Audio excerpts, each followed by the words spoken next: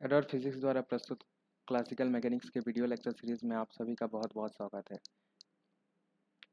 ये classical mechanics के video lecture series का तीसरा वीडियो है और आज हम लोग स्पेशल थ्योरी ऑफ रिलेटिविटी के बारे में पढ़ेंगे। आज का हमारा टॉपिक है स्पेशल थ्योरी ऑफ रिलेटिविटी। इसे शॉर्ट में हम लोग STR भी बोलते हैं। ठीक है, स्पेशल थ्योरी ऑफ रिलेटिविटी। ये CG सेट के पॉइंट ऑफ व्यू से बहुत ही इंपॉर्टेंट क्वेश्चन है। इससे रिलेटेड आपको मिनिमम 2 क्वेश्चन हर साल जो है वो मिनिमम 2 क्वेश्चन आपको मिल ही जाएंगे। ठीक है, तो ये एक बहुत ही इंपॉर्टेंट, एक सिंगल टॉपिक से जो है 2 क्वेश्चन आना बहुत ही इंपॉर्टेंट होता है। ठीक है, तो इससे आपको 2 क्वेश्चन मिल ही जाएंगे मिनिमम, तो ये हमारे लिए बहुत ही इंपॉर्टेंट है। ठीक है, इसमें बहुत सारी चीज़ों के बारे में हम लोग पढ़ेंगे। आप सीधा जो है ये क्लास हम लोग शुरू करते हैं। ठीक, स्पेशल थ्योरी ऑफ रिलेटिविटी। ये जो स्पेशल थ्योरी ऑफ रिलेटिविटी थी, ये पूरी तरह से जो है वो साइंटिस्ट आइंस्टीन की सोच थी। ठीक है, उन्होंने जो है ये दिया था और उन्होंने स्पेशल थ्योरी से रिलेटेड जो है वो 2 पोस्टुलेट दिए थे। इसमें बहुत ज़्यादा डिटेल में नहीं जाएंगे हम लोग, इसका बस पोस्टुलेट देख लेते हैं। Postulate first. ठीक है, स्पेशल थ्योरी ऑफ रिलेटिविटी का पहला पोस्टुलेट। इस पोस्टुलेट को हम लोग बोलते हैं the principle of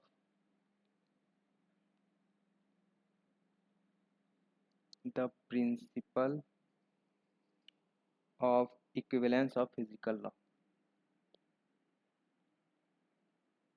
equivalence of physical law. ठीक है, इसके अकॉर्डिंग क्या होता है कि सभी जड़त्वीय निर्देश फ्रेम में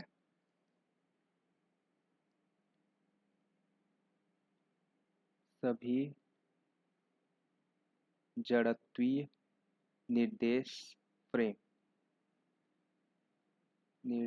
फ्रेम या इसे हम लोग बोलते हैं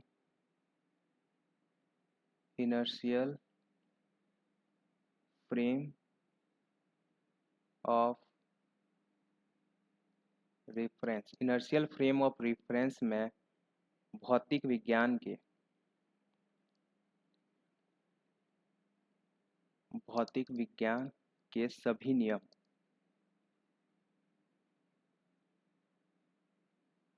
सभी नियम समान रूप में होते हैं। ठीक है, समान रूप यानी कि इक्वल फॉर्म, एक जैसे होते हैं। इक्वल फॉर्म, समान रूप में होते हैं। ठीक है, इसका मतलब समझते हैं। हमारे पास जो निर्देश फ्रेम होते हैं, निर्देश फ्रेम, आप लोग इनर्शियल फ्रेम के बारे में थोड़ा बहुत आपको आइडिया होगा। ऐसा फ्रेम, ठीक है, जो क्या हो, एक कांस्टेंट वेलोसिटी से एक फ्रेम एस के रेस्पेक्ट में, अगर कोई फ्रेम एस डैश है जो एक कांस्टेंट वेलोसिटी भी जो कि क्या है, कांस्टेंट है, कांस्टेंट वेलोसिटी से मूव कर रहा है, तो इसे हम लोग इनिशियल फ्रेम बोलेंगे। ठीक है, या क्या डेफिनेशन दिया जाता है कि इसमें जो है इन दोनों में न्यूटन के गति के नियम क्या हो, सेम हो, इस टाइप से इसका डेफिनेशन दिया जाता है। तो इनर्शियल फ्रेम ऑफ, सिर्फ जड़त्वीय फ्रेम की बात यहाँ पे की जा रही है। ठीक है, जड़त्वीय निर्देश फ्रेम में भौतिक विज्ञान के, फिजिक्स के जितने भी नियम हैं सभी जो हैं वो समान रूप से रहेंगे। यानी दोनों में जो है फिजिक्स के, भौतिक विज्ञान के जो भी नियम हैं, न्यूटन्स के नियम हो जाए, ठीक है, गति के समीकरण या जितने भी फिजिक्स के नियम हैं, ठीक है, सभी जो है वो समान रूप से लागू होते हैं। ठीक है, समान रूप में होते हैं। ऐसा नहीं है कि एक निर्देश फ्रेम में F=ma है और इस निर्देश फ्रेम में F= और कुछ दूसरा आ गया। ठीक है, ऐसा नहीं होगा। दोनों में जो है निर्देश फ्रेम जो है, मतलब फिजिक्स के जो लॉ हैं वो बराबर रहेंगे। यहाँ पे F=ma है तो यहाँ भी F=ma है। हाँ, हो सकता है कि m बदल जाए। ठीक है, वो जो क्वांटिटी है वो बदल जाए, लेकिन फिजिक्स के जो नियम है, लॉज ऑफ फिजिक्स, ठीक है, यहाँ पे क्या बोल रहा है, भौतिक विज्ञान के सभी नियम बोल रहा है। ठीक है, यहाँ पे किसकी बात की जा रही है, लॉ लॉज ऑफ फिजिक्स, ठीक है, लॉ ऑफ फिजिक्स बोलते हैं, भौतिक विज्ञान के नियम। भौतिक विज्ञान के जो नियम हैं वो क्या रहेंगे, वो जो है एक समान रहेंगे, ठीक है। जैसे संवेग हो गया, बल हो गया, इसके लिए जो हमें मतलब एक्सप्रेशन मिलता है, ये सब जो है दोनों निर्देश फ्रेम में समान रहेंगे। हाँ, उससे रिलेटेड जो क्वांटिटीज हैं वो चेंज हो सकती हैं, ठीक है। तो ये होता है पहला पोस्टुलेट। पोस्टुलेट टू है,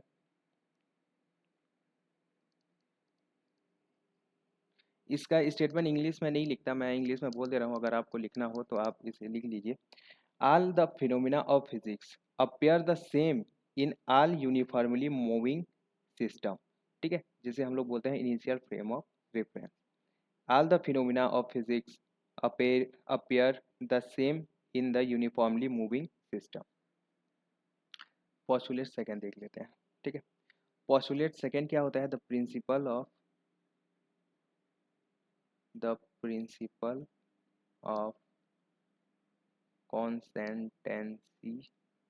constancy of speed of light, LIT।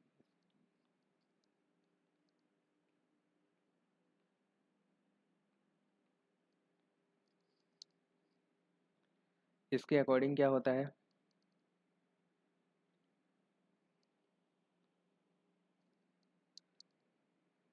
किसी जड़त्वीय निर्देश फ्रेम में, किसी जड़त्वीय निर्देश फ्रेम में निर्वात में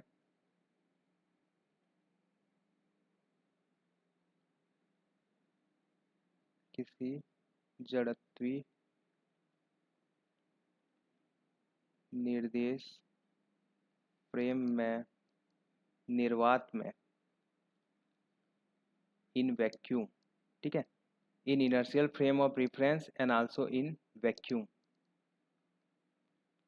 इन वैक्यूम निर्वात में प्रकाश की चाल, प्रकाश की चाल नियत रहती है, कांस्टेंट, नियत रहती है, तथा यह दिशा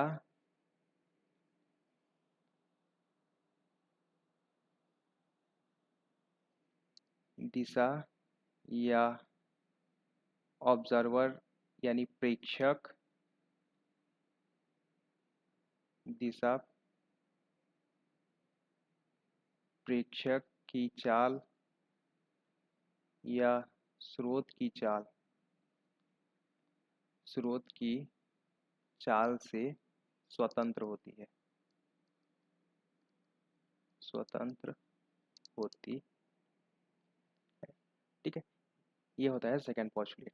यानी जो स्पीड ऑफ लाइट है, स्पीड ऑफ लाइट किसमें, जड़त्वीय निर्देश फ्रेम में, इनर्शियल फ्रेम ऑफ रेफरेंस में और निर्वात में, ठीक है। ये जो है हमेशा क्या रहेगा, कांस्टेंट रहेगा, ठीक है।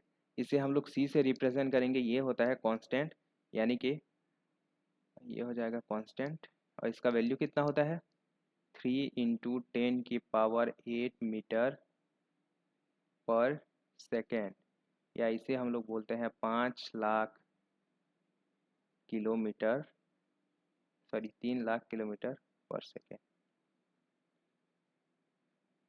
3 लाख किलोमीटर पर सेकेंड। तो ये होता है सेकेंड पोस्टुलेट ऑफ रिलेटिविटी, ठीक है। इसे मैं इंग्लिश में बोल दे रहा हूँ, the speed of light is same in all direction and is independent of the relative motion of observer, source of light and the medium, ठीक है। और ये जो है माध्यम से भी स्वतंत्र होता है। अच्छा, यहाँ पे एक चीज़ और ऐड कर लेंगे कि माध्यम, ठीक है, यहाँ पे माध्यम भी रहेगा। दिशा, माध्यम या प्रेक्षक की चाल या स्रोत की चाल से जो है वो स्वतंत्र होता है, ठीक है। ये होता है second postulate of second postulate of special theory of relativity. ठीक है। Generally special theory of relativity में हम लोग क्या चाहते हैं, हम लोग ये देखते हैं कि एक रिफरेंस फ्रेम,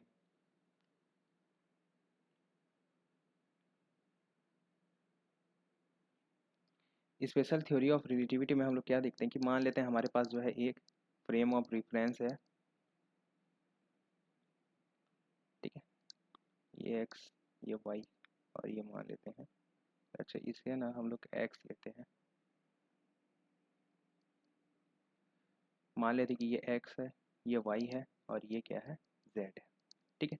मान लेते हैं कि हमारे पास जो है एक रिफरेंस फ्रेम है एस, ठीक है, जो कि क्या है, रेस्ट में है, ये जो है स्थिर है, जनरली इसे हम लोग आगे लैब ही बोलेंगे, लैब जो है वो स्थिर रहेगा, ये रेस्ट में है, ठीक है।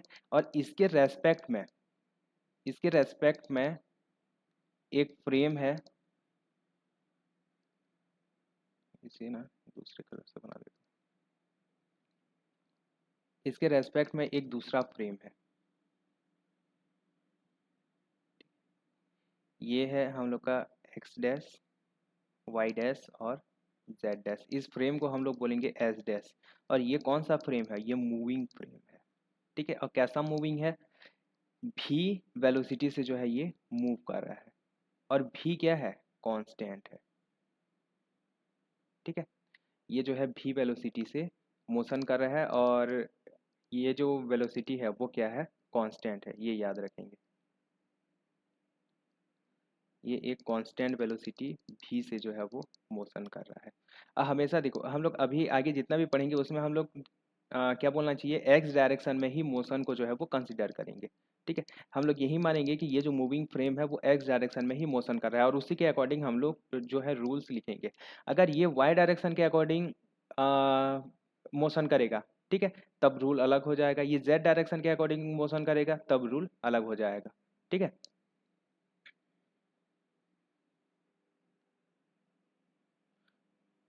और यहाँ पे हम लोग कोऑर्डिनेट ट्रांसफॉर्मेशन के बारे में देखेंगे। मान लेते हैं कि हमारे पास जो है कोई पॉइंट है, ठीक है, कोई पॉइंट है, और ये जो है पॉइंट पी है, इसके जो कोऑर्डिनेट हैं एस फ्रेम में वो क्या है, एक्स वाई जेड, और टाइम का भी कोऑर्डिनेट लेंगे तो ये टी हो जाएगा, ठीक है। और क्या बोलना चाहिए, एस डैश फ्रेम में इसके जो कोऑर्डिनेट हैं वो क्या है, X dash Y dash Z dash और टी डैश। हम लोग जनरली क्या करते हैं कि इनमें जो है वो रिलेशन निकालने का कोशिश करते हैं, ठीक है।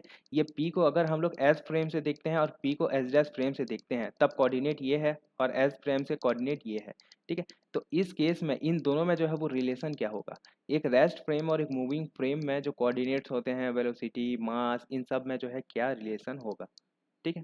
तो यही हम लोग जो आज के क्लास में जो है वो डिस्कस करेंगे,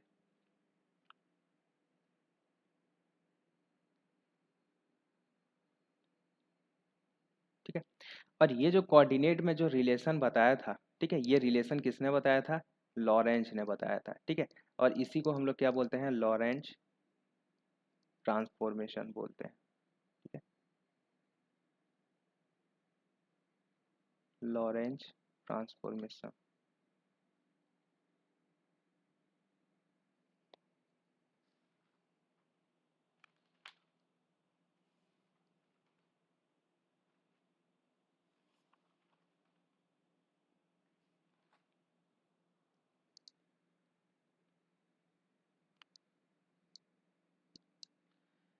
यहाँ लॉरेंज ट्रांसफॉर्मेशन देखने से पहले इसके कुछ प्रॉपर्टीज़ के बारे में देख लेते हैं, ठीक है। लॉरेंज ट्रांसफॉर्मेशन, सबसे पहले तो क्योंकि ये कोऑर्डिनेट सिस्टम में ट्रांसफॉर्मेशन को बता रहा है तो ये मस्ट बी लीनियर, ठीक है, ये जो है रैखिक होना चाहिए, मस्ट बी लीनियर, ठीक है। जो लॉरेंस ट्रांसफॉर्मेशन से जो हमें रिलेशन मिलेगा ये क्या होना चाहिए, रैखिक होना चाहिए, ठीक है। और ये जो लॉरेंस ट्रांसफॉर्मेशन होता है ये हमारा क्या बोलना चाहिए, स्पेशल थ्योरी ऑफ रिलेटिविटी पे बेस्ड होता है, ठीक है। तो it should preserve the speed of light, it should preserve the speed of light, ठीक है। यानी कि ये जो ट्रांसफॉर्मेशन हम लोग लेंगे लॉरेंस ट्रांसफॉर्मेशन, इसके अंतर्गत स्पीड ऑफ लाइट जो है वो चेंज नहीं होना चाहिए। ठीक है, स्पीड ऑफ लाइट जो है वो कांस्टेंट होना चाहिए, क्योंकि आइंस्टाइन का जो सेकंड पोस्टुलेट है स्पेशल थ्योरी ऑफ रिलेटिविटी का जो सेकंड पोस्टुलेट है वो ये बोलता है कि स्पीड ऑफ लाइट तो कांस्टेंट रहेगी। ठीक है, इसीलिए स्पीड यहाँ पे स्पीड ऑफ लाइट जो है वो चेंज नहीं होना चाहिए। ठीक है, ये इसका दूसरा प्रॉपर्टी है। और अप्रोच गैलीलियन ट्रांसफॉर्मेशन, एक होता है गैलीलियन ट्रांसफॉर्मेशन। ठीक है, गैलीलियन ट्रांसफॉर्मेशन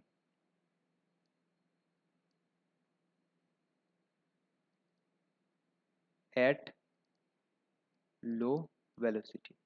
देखो, जो लॉरेंस ट्रांसफॉर्मेशन लेते हैं यहाँ पे जो वेलोसिटी होता है ना, ये लगभग लगभग जो है वो स्पीड ऑफ लाइट के कंपेरेबल होता है। ठीक है, लॉरेंस ट्रांसफॉर्मेशन में जो भी है वो लगभग लगभग किसके कंपेरेबल होता है, ये स्पीड ऑफ लाइट के कंपेरेबल होता है। ठीक है, और स्पेशल थ्योरी ऑफ रिलेटिविटी भी कब काम आता है, स्पेशल थ्योरी ऑफ रिलेटिविटी के वैलिडिटी के बारे में क्या है। अच्छा, यहाँ पे ना मैं एक चीज़ मेंशन कर देता हूँ। यहाँ पे देखो, validity of special theory of relativity, validity of special theory of relativity. ठीक है, इसमें क्या होता है देखो, स्पेशल थ्योरी ऑफ रिलेटिविटी हम लोग कहाँ पे यूज़ कर सकते हैं, ऐसे कहीं भी किसी भी प्रॉब्लम के लिए हम लोग special theory of relativity use नहीं कर सकते।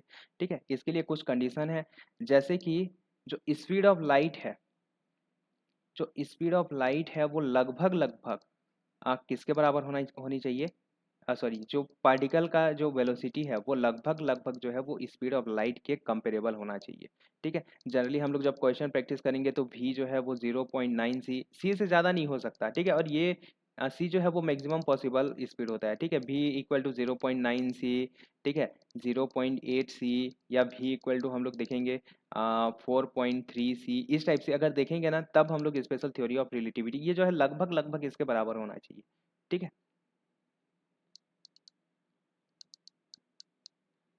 ये क्या बोलना चाहिए, तभी जो है हम लोग स्पेशल थ्योरी ऑफ रिलेटिविटी को अप्लाई कर पाएंगे।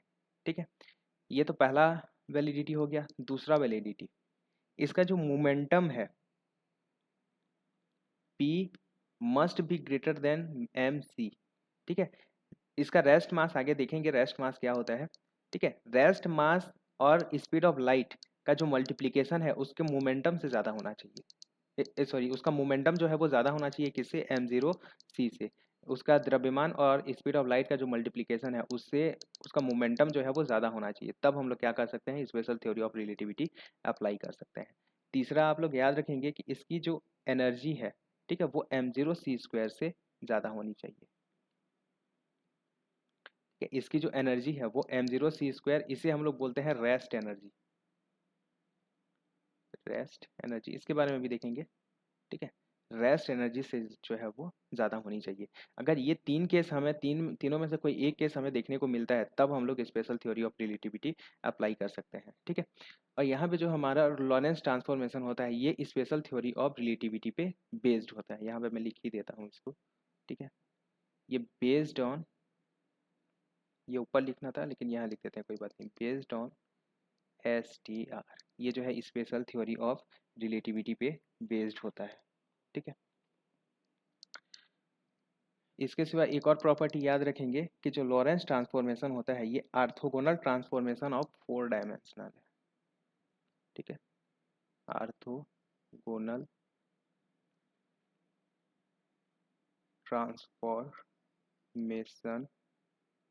इन 4 डायमेंशन।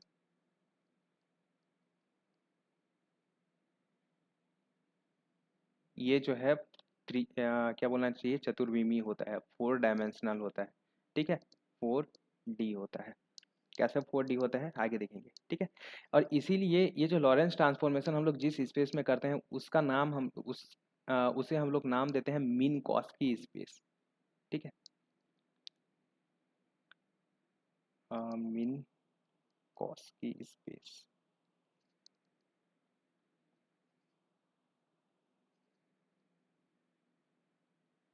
मिन कॉस की स्पेस नाम देते हैं इसे, ठीक है। ये जो होता है 4D ट्रांसफॉर्मेशन होता है, और ये 4D जो होता है, ठीक है, इसे हम लोग बोलते हैं मिन कॉस की स्पेस। अब यहाँ पे ये जो 4 डायमेंशनल आता है, ठीक है, इसके मीन कॉस की स्पेस के बारे में ना अलग से देखेंगे। अभी हम लोग लॉरेंस ट्रांसफॉर्मेशन देख लेते हैं। लॉरेंस ट्रांसफॉर्मेशन में हम लोग क्या करते हैं, ये जो कोऑर्डिनेट का ट्रांसफॉर्मेशन है, ठीक है, इस ये कोऑर्डिनेट के ट्रांसफॉर्मेशन के लिए जो है हम लोग रिलेशन निकालते हैं, ठीक है। यहाँ पे इसका इसमें बहुत ज़्यादा डिटेल में नहीं जाएंगे, डेरिवेशन वगैरह। मैं यहाँ पे डायरेक्ट जो है आपको फॉर्मूला बता दे रहा हूँ जो आपको याद रखना है, ठीक है। इसे हम लोग बोलते हैं कोऑर्डिनेट ट्रांसफॉर्मेशन, ठीक है। यहाँ पे पहला पॉइंट देख लो, कोऑर्डिनेट ट्रांसफॉर्मेशन।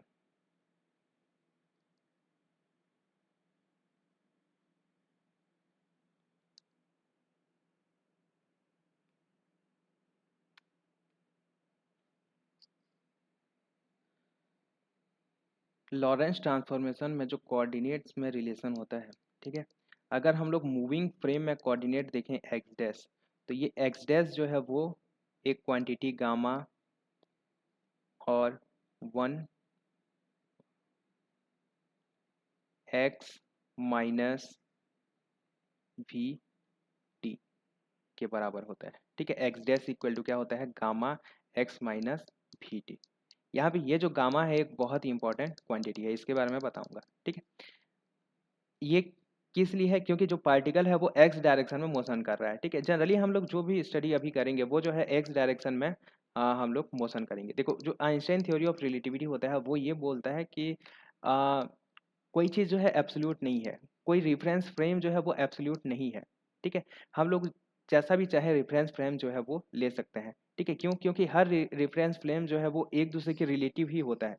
जैसे हम लोग को ये लगता है कि अर्थ जो है वो स्थिर है, ठीक है, और हम लोग ये मानते हैं कि जो अर्थ से रिलेटेड जो फ्रेम है वो स्थिर है, और अर्थ के रेस्पेक्ट में जो भी पार्टिकल मोशन कर रहा है वो जो है मूविंग पार्टिकल है। लेकिन एक्चुअल में ऐसा नहीं है। अर्थ जो है वो खुद घूम रहा है, ठीक है, अपने में घूम रहा है, और सूर्य के चारों ओर घूम रहा है, ठीक है। सूर्य, ये जो हमारा सौर मंडल है, ये खुद गैलेक्सी में घूम रहा है। तो ये जो चीज़ें होती हैं ना, मतलब कोई भी चीज़ जो है वो रिलेटिव नहीं है। हम लोग नहीं बोल सकते कि कोई भी चीज़ जो है वो एब्सोल्यूट स्थिर है, या कोई चीज़ है जो मूव हो रहा है, ऐसा नहीं बोलते हम लोग। हमेशा क्या बोलते हैं, जो है वो रिलेटिवली ही स्टडी करते हैं। हम लोग ये मानते हैं कि इसके रेस्पेक्ट में जो है ये मोशन कर रहा है। इसीलिए हम लोग यहाँ पे फ्रेम ऑफ रेफरेंस चुनने के लिए ना बिल्कुल जो है वो इंडिपेंडेंट होते हैं। यहाँ पे हम लोग फ्रेम ऑफ रेफरेंस जो है वो किसी तरह से भी चुन सकते हैं, ठीक है। एक जो है हम लोग फ्रेम जो है वो एस लिए, ठीक है। दूसरा फ्रेम हम लोग एस डैश ऐसा ले सकते हैं जो एक्स डायरेक्शन में मोशन कर रहा हो, या वाई डायरेक्शन में मोशन कर रहा हो, या जेड डायरेक्शन में मोशन कर रहा हो, ठीक है। इसके लिए हम इंडिपेंडेंट है। इसलिए हम लोग यहाँ पे जो स्टडी करेंगे ना, वहाँ पे हम लोग हमेशा क्या लेंगे, एक्स डायरेक्शन में जो है वो मोशन कर रहा है एक फ्रेम लेंगे, ठीक है। और उस केस में जो एक्स डैश है उसका वैल्यू क्या हो जाएगा, gamma X minus we T आ जाएगा, ठीक है। वाई डैश इक्वल टू आ जाएगा, वाई चेंज नहीं होगा, ठीक है। और जेड डैश इक्वल टू क्या आ जाएगा, जेड आ जाएगा, ठीक है। लॉरेंस ट्रांसफॉर्मेशन और गैलीलियन ट्रांसफॉर्मेशन में एक इंपॉर्टेंट पॉइंट ये था कि गैलीलियन ने ये बताया था कि टाइम जो है वो चेंज नहीं होता, टाइम जो है वो कांस्टेंट रहता है। गैलीलियन ट्रांसफॉर्मेशन क्या था, x dash equal to x minus we t था, बस ये गामा नहीं था, एक्स माइनस वी टी था। लॉरेंस ने क्या बताया कि यहाँ पे एक कांस्टेंट भी होता है, ये जो है इसके समानुपाती होता है, इसके बराबर नहीं होता, इसके समानुपाती होता है, और समानुपाती को हटाने के लिए ये कांस्टेंट का हम लोग यूज करते हैं, ठीक है, गामा। ये बहुत इंपॉर्टेंट पैरामीटर होता है स्पेशल थ्योरी ऑफ रिलेटिविटी में, ठीक है। एक्स डैश का जो वैल्यू है वो एक्स माइनस वी टी हो जाएगा। और यहाँ पे जो टाइम है, ठीक है, ये टाइम भी चेंज हो जाता है, जबकि गैलीलियन ने ये बोला था कि टाइम जो है वो चेंज नहीं होता, t dash equal to t के बराबर होता है। लेकिन लॉरेंस ने बताया कि टाइम भी जो है वो चेंज हो जाता है, और यही जो है सबसे बड़ा पॉइंट था, ठीक है, किसका, आइंस्टीन का भी, ठीक है। ये इसका जो वैल्यू होता है वी एक्स अपॉन सी स्क्वायर, क्लियर है ये। X dash equal to gamma X minus we T, Y dash equal to Y, Z dash equal to Z, और T dash equal to gamma T minus we X by C square, ठीक है। ये होता है हम लोग का Lorentz transformation. ये फॉर्मूला आप लोग याद रखेंगे, ठीक है। अगर हम लोग इन्वर्स लॉरेंस ट्रांसफॉर्मेशन देखें, अगर एक्स को हम लोग एक्स डैश वाई जेड और टी डैश के टर्म में अगर लिखना चाहें, तो बस यहाँ पे जो है ये साइन हम लोग का चेंज हो जाता है, ये आप लोग याद रखेंगे, ठीक है। Gamma x dash plus v t dash y y equal to y dash, ठीक है, z equal to z dash और टी डैश इक्वल टू हो जाएगा gamma t plus v x upon सी स्क्वायर। आगे जितना भी ट्रांसफॉर्मेशन लेंगे ना, यहाँ पे लॉरेंस ट्रांसफॉर्मेशन में सिर्फ और सिर्फ इन्वर्स लॉरेंस ट्रांसफॉर्मेशन में जो है वो बस साइन चेंज हो जाएगा। इसे हम लोग बोलते हैं inverse Lorentz transformation, inverse Lorentz transformation बोलते हैं और इसे हम लोग लॉरेंस ट्रांसफॉर्मेशन बोलते हैं। ये आप लोग याद रखेंगे, ठीक है। ये बहुत ही इंपॉर्टेंट फार्मूला है, इसे आप लोग याद रखेंगे। अगर हम लोग बात करें इनमें चेंज की, ठीक, अच्छा यहाँ पे मैं आप लोगों को सबसे पहले तो गामा के बारे में बता दे रहा हूँ। यहाँ पे ये जो गामा होता है ये बहुत ही इंपॉर्टेंट क्वांटिटी होता है, ठीक है। गामा का वैल्यू क्या होता है? गामा इक्वल टू होता है 1 अपॉन, गामा का वैल्यू होता है 1 upon under root 1 minus v square upon सी स्क्वायर, ठीक है। या इसे हम लोग लिखते हैं 1 upon under root 1 minus beta का स्क्वायर। और बीटा क्या है? बीटा होता है जो भी स्पीड से पार्टिकल मोशन कर रहा है और स्पीड ऑफ लाइट, ठीक है। ये दो पैरामीटर के बारे में आप लोग याद रखेंगे, कौन कौन सा? गामा और बीटा। कई बार गामा जो है वो बीटा के टर्म में लिखा हुआ होगा, या कई बार जो है ये इसी फॉर्म में जो है वो लिखा हुआ होगा, ठीक है, भी स्क्वायर बाई सी स्क्वायर के फॉर्म में लिखा हुआ होगा। गामा के बारे में आप लोग जो याद रखेंगे वो ये है, गामा का वैल्यू हमेशा जो है वो ग्रेटर देन 1 होता है, ठीक है। गामा का वैल्यू हमेशा ग्रेटर देन 1 क्यों होगा? देखो, speed of maximum possible speed जो है वो स्पीड ऑफ लाइट है, ठीक है। स्पेशल थ्योरी ऑफ रिलेटिविटी ना बहुत बड़ी थ्योरी है, उसमें बहुत सारे पॉइंट जो है वो लिखे गए हैं। मैं बस आप लोग को दो जो इसके बेसिक पोस्टुलेट है ना वो बताया हूँ। इन्हीं दो पोस्टुलेट को बेस मान के ना बहुत सारी चीज़ों को एक्सप्लेन किया गया है। जैसे कि जो मैक्सिमम पॉसिबल स्पीड है वो स्पीड ऑफ लाइट है, ठीक है। किसी की भी स्पीड जो है इससे ज़्यादा नहीं हो सकती। तो यहाँ पे ये जो वेलोसिटी है वो इससे कम ही होगा, ठीक है। यानी कि ये जो है एक से कम कोई वैल्यू आएगा, और इसे हम लोग एक में माइनस करेंगे तो भी ये एक्स एक से जो है कम कोई वैल्यू आएगा, ठीक है। यानी कि यहाँ पे उसका अंडर रूट निकालेंगे कि तो और छोटी वैल्यू आ जाएगी, ठीक है। तो अब यहाँ पे ये 1 है और 1 से यहाँ पे बटे में छोटी वैल्यू है, तो ये जो वैल्यू है वो एक से क्या हो जाएगा? ज़्यादा हो जाएगा। हमेशा आप लोग ये याद रखेंगे कि गामा का वैल्यू, ठीक है, गामा का वैल्यू आपको कैलकुलेट करना पड़ेगा। गामा का वैल्यू कभी भी कैलकुलेट करेंगे तो ये एक से कम नहीं आना चाहिए, ठीक है। और ये गामा का वैल्यू जो है वो एक से ज़्यादा होगा, ठीक है। और यहाँ पे एक चीज़ और बता दे रहा हूँ मैं आप लोग को, जैसे एक पैरामीटर है ए इक्वल टू गामा बी है, तो क्योंकि ये गामा जो है वो एक से ज़्यादा है इसीलिए हमेशा क्या होगा? A is greater than b हो जाएगा, ठीक है। ये एक पॉइंट याद रखेंगे। अगर ए इक्वल टू क्या है? बी बाई गामा है, तब तब क्या हो जाएगा?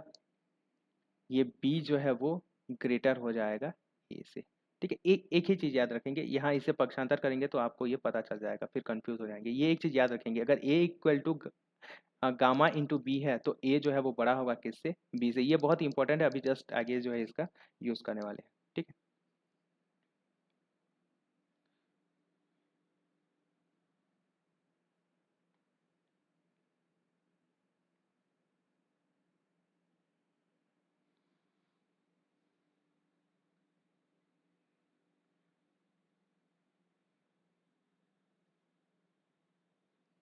नेक्स्ट देखते हैं, अगर हम लोग कोऑर्डिनेट सिस्टम में कोई चेंज देखना चाहते हैं, ठीक है, changes,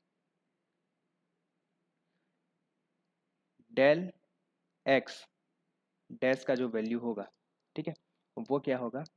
gamma del x minus v del t के बराबर हो जाएगा, ठीक है। और del t dash equal to क्या आ जाएगा? Gamma del t minus v del x upon सी स्क्वायर, ठीक है। ये फॉर्मूला आप लोग याद रखेंगे। या इसका इन्वर्स निकालना चाहें, डेल एक्स का वैल्यू निकालना चाहें, तब यहाँ पे जो है ये प्लस साइन आ जाएगा, आप यहाँ पे इसे लिख सकते हैं, ठीक है। इसके बाद यहाँ पे जो चेंजेस होंगे वो दो तरह के होंगे, ठीक है। या फिर जो इवेंट होगा ना, चेंजेस या जो इवेंट होगा वो दो तरह का होगा। यहाँ पे मैं आप लोग को बता दे रहा हूँ। एक इवेंट होता है हम लोग का, आप लोग इसे याद रखेंगे, साइमल्टेनियस इवेंट, साइमल्टेनियस इवेंट, ठीक है, मतलब एक साथ अगर कोई घटनाएं हो रही हैं, एक साथ घटनाएं, यानी कि इसके लिए क्या हो जाएगा, आप लोग हमेशा याद रखेंगे कि ये जो चेंज है डेल टी का वैल्यू क्या हो जाएगा, जीरो हो जाएगा। कहीं भी आप लोग को ऐसा देखने को मिले कि साइमल्टेनियस इवेंट, तो आप लोग यहाँ समझ जाइए कि डेल टी जिस भी फ्रेम में, अगर वो एस फ्रेम में साइमल्टेनियस इवेंट है तो del t equal to zero हो जाएगा। अगर एस डैश फ्रेम में साइमल्टेनियस इवेंट है तो del t dash equal to zero हो जाएगा। तो ये एक इंपॉर्टेंट पॉइंट है, इसे आप लोग हमेशा याद रखेंगे। साइमल्टेनियस इवेंट बोला यानी कि उसमें जो है टाइम चेंज जो है वो क्या हो जाएगा, जीरो हो जाएगा। और एक आता है proper time interval, proper time interval यानी ऐसा घटनाएं जो समान समय अंतराल में हो रही है, मतलब एक निश्चित जो है वो समय अंतराल में हो रही या फिर एक निश्चित समय में हो रही हैं, ठीक है। तो ऐसी घटनाओं को हम लोग क्या बोलते हैं, प्रॉपर टाइम इंटरवल। ऐसा ये वर्ड लिखा होगा वहाँ पे, ठीक है, आप लोग जान जाएंगे। ये प्रॉपर टाइम इंटरवल अगर दिया है तो डेल एक्स का वैल्यू जो है वो जीरो होगा। जिस भी फ्रेम में होगा उस फ्रेम के अकॉर्डिंग हम लोग ले लेंगे। अगर एस फ्रेम में है तो del x equal to zero, S dash frame में है तो del x dash equal to zero. Proper time interval यानी कि डेल एक्स इक्वल टू क्या है, जीरो है। वो जो घटनाएं हैं वो एक ही जगह पे घटित हो रही हैं, ऐसा आप समझ सकते हैं, ठीक। तो ये दो चीज़ें आप लोग याद रखेंगे।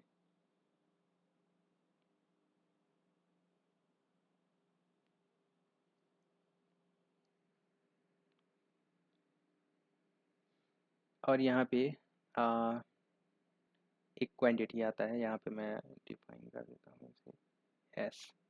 जैसे हम लोग नॉर्मल कार्टेशियन कोऑर्डिनेट सिस्टम में जो पोजीशन वेक्टर है उसे क्या लिखते हैं, वेक्टर आर इक्वल मतलब आर का square equal to x square plus y square plus z square लिखते हैं, ठीक है। ऐसे ही हम लोग रोलैंड ट्रांसफॉर्मेशन, ये 4 डायमेंशनल होता है, तो यहाँ पे एस का जो स्क्वायर होता है वो किसके बराबर होगा, x square plus y square plus z square minus c square t square. ये minus c square t square क्यों आता है ये हम लोग आगे देखेंगे, ठीक है। एक्चुअल में यहाँ पे बता दे रहा हूँ मैं, जो कोऑर्डिनेट होते हैं, ठीक है, वो कोऑर्डिनेट क्या होते हैं, एक्स वाई जेड और आयोटा सी टी होता है, ठीक है। इसीलिए यहाँ पे ये जो स्क्वायर करेंगे तब ये क्या आ जाता है, माइनस आ जाता है। हम लोग यहाँ पे लिखते हैं एक्स वाई जेड और टी लिख देते हैं जनरली, लेकिन ये टी नहीं होता एक्चुअली। अगर हम लोग इसका 4 वेक्टर फॉर्म में लें तो ये आयोटा सी टी होता है, ठीक है। और एस डैश का जो स्क्वायर है वो क्या आ जाएगा, एक्स डैश का स्क्वायर प्लस वाई डैश का स्क्वायर प्लस जेड डैश का square minus c square t dash का स्क्वायर, ठीक है। ये क्या आ जाएगा, x dash Y dash Z dash और ये आयोटा सी टी डैश, ठीक है। ये जो क्वांटिटी है इसे हम लोग इस तरह से डिफाइन करेंगे, ठीक है। या इसे हम लोग क्या लिख सकते हैं, आर डैश का square minus c square t square.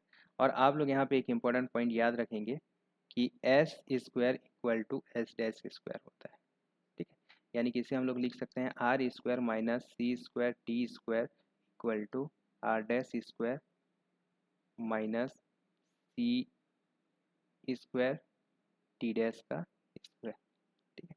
ये होता है, ये एक चीज़ याद रखेंगे। इसके बाद हम लोग देख लेते हैं वेलोसिटी ट्रांसफॉर्मेशन, ठीक है। ये तो पोजीशन हो गया। अब वेलोसिटी का ट्रांसफॉर्मेशन कैसे होता है, वेलोसिटी ट्रांसफॉर्मेशन, वेलोसिटी ट्रांसफॉर्मेशन के लिए आप लोग जो रूल याद रखेंगे, अगर पार्टिकल जो है वो एक्स डायरेक्शन में मोशन कर रहा है, ठीक है, तब यू ऑफ एक्स, यहाँ पे जो वेलोसिटी है वो क्या हो जाएगा, जो फ्रेम एस है, फ्रेम ए एस में जो वेलोसिटी है वो यू एक्स है, यू वाई है और क्या है, यू जेड है, ठीक है। और हम लोग ट्रांसफॉर्मेशन देखना चाहते हैं एस डैश फ्रेम में। एस डैश फ्रेम जो कि भी वेलोसिटी से मोशन कर रहा है एक्स डायरेक्शन में, ठीक है, u x dash, u y dash और यू जेड डैश, इसमें जो है वो रिलेशन देखना चाहते हैं। और ये जो फ्रेम है वो भी वेलोसिटी से क्या कर रहा है, मोशन कर रहा है। हमेशा जो है ये यही लेंगे हम लोग, भी जो है वो वेलोसिटी से मोशन करेगा और जो है अलग अलग ट्रांसफॉर्मेशन लेंगे। तो यहाँ पे जो यू एक्स है, यू एक्स का वैल्यू क्या हो जाएगा, देखो ये फॉर्मूला आप लोग याद रखेंगे, ये इससे रिलेटेड जो है क्वेश्चन बहुत पूछता है। यू एक्स डैश जो होगा वो होगा u x minus v upon 1 minus u x u v sorry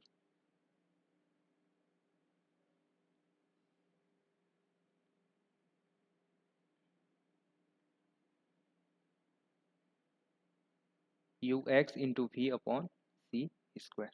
ठीक है, एक्स डायरेक्शन में मोशन कर रहा है तो एक्स डायरेक्शन का जो वेलोसिटी है वो u x minus v one minus u x v c square आ जाएगा। ठीक है, u y dash equal to क्या आ जाएगा, u y into one minus v square upon C square upon one minus we x u x v by C square. नीचे में same रहेगा। ठीक है, नीचे में जो है वो सेम रहेगा।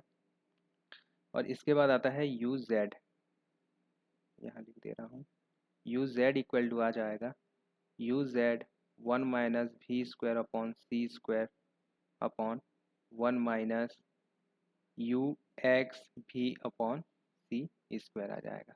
यहाँ पे देखो, ये जो ऊपर में जो एक्स डायरेक्शन में मोशन कर रहा है इसीलिए ये जो है यू एक्स माइनस भी one minus u x v by C square है।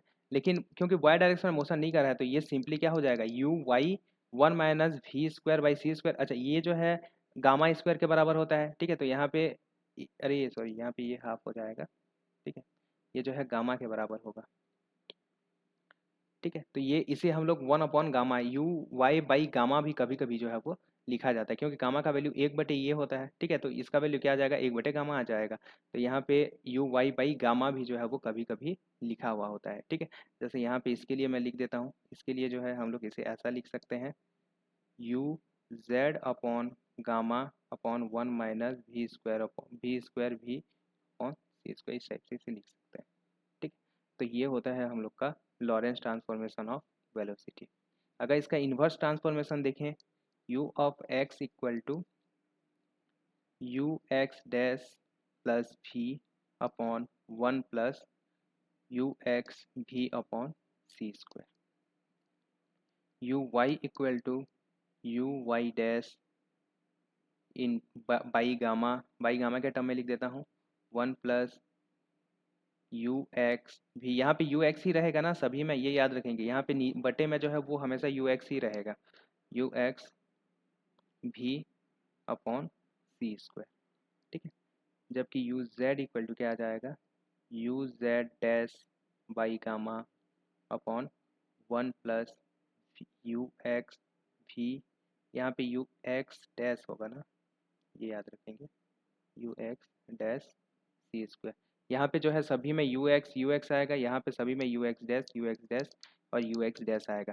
देखो यहाँ पे ना सिंपल सा चेंज, अगर वो वाई डायरेक्शन में मोशन कर रहा है तो ये यहाँ पे जो है ये वाई, आप साइक्लिक ऑर्डर में इसको चेंज कर देना। ठीक है, कोई भी चीज़ अगर जैसे यहाँ पे वाई होता है, वाई से शुरू करेंगे तो वाई के बाद क्या लिखेंगे, जेड लिखेंगे, उसके बाद एक्स लिखेंगे सेम फॉर्म में। ये जो है वाई के लिए ऐसा एक्सप्रेशन आ जाएगा, ये एक्सप्रेशन आ जाएगा जेड के लिए, ये एक्सप्रेशन आ जाएगा एक्स के लिए। ठीक है, अगर वाई डायरेक्शन में मोशन कर रहा है, और यहाँ पे सभी जगह जो है यू वाई आ जाएगा। ठीक है, ये सिंपल सा है, बाकी मोस्ट ऑफ द केस आपको ऐसा ही देगा। अब देखो ये जो पॉइंट है ना ये बहुत ही ज़्यादा इंपॉर्टेंट है। ठीक है, ये जो वेलोसिटी ट्रांसफॉर्मेशन है, यहाँ पे मैं आप लोग को बता देता हूँ कि क्वेश्चन जो है हम लोग कैसे अटेम्प्ट करेंगे। यहाँ पे देखो, हाउ टू अप्रोच क्वेश्चन, क्योंकि वेलोसिटी ट्रांसफॉर्मेशन से जो रिलेटेड क्वेश्चन है वो बार बार पूछा जाता है, how to approach question, question में हम लोग कैसे जाएंगे, ये बहुत ही इंपॉर्टेंट पॉइंट है, इसे आप लोग ध्यान से समझिएगा। देखो क्वेश्चन जनरली किस टाइप से पूछेगा, यहाँ पे मैं आप लोग को एक बार क्वेश्चन दिखा देता हूँ।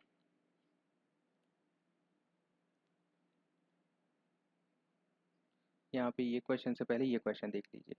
ठीक है, देखो यहाँ पे क्या दिया है, to an observer two bodies of equal rest mass, अरे ये कोलिजन का आ गया क्या, ये नहीं है, in the lab one particle A has the velocity v। ठीक है, लैब में क्या है, एक पार्टिकल ए है और इसका वेलोसिटी क्या है, v है, and another particle b has the velocity minus v, और एक दूसरे पार्टिकल का जो वेलोसिटी है वो माइनस v है, अपोजिट टू ईच अदर। ठीक है, वो एक दूसरे के अपोजिट जो है वो मोशन कर रहे हैं। The velocity of a relative to b, ठीक है, ये बस आप लोग को यहाँ पे ध्यान देना है, the velocity of a relative to b. ठीक है, ये आप लोग को ध्यान देना है। यहाँ पे देखिए, यहाँ पे क्या बोल रहा है, the speed of rocket a as observed by an observer on b, यानी बी के रेस्पेक्ट में ए का वेलोसिटी। ठीक है, ये आप लोग को यहाँ पे ये पॉइंट जो है वो समझना है। ठीक है, कि किसके रेस्पेक्ट में किसका जो है वो वेलोसिटी निकालना है। ठीक है, यहाँ पे अब उसके बाद जो है हम लोग क्वेश्चन को कैसे, सभी क्वेश्चन जितने भी क्वेश्चन आएंगे एक सिंगल अप्रोच से जो है आप लोग एक सिंगल मेथड से जो है उसे सॉल्व कर सकते हैं। बस आप लोग को करना क्या है, देखो यहाँ पे हम लोग तीन चीजें डिफाइन करेंगे। एक होगा rest frame S, rest frame मत बोलिए, इसे हम लोग बोलेंगे एक फ्रेम एस। ठीक है, एक फ्रेम होगा एस डैश और एक फ्रेम होगा पी।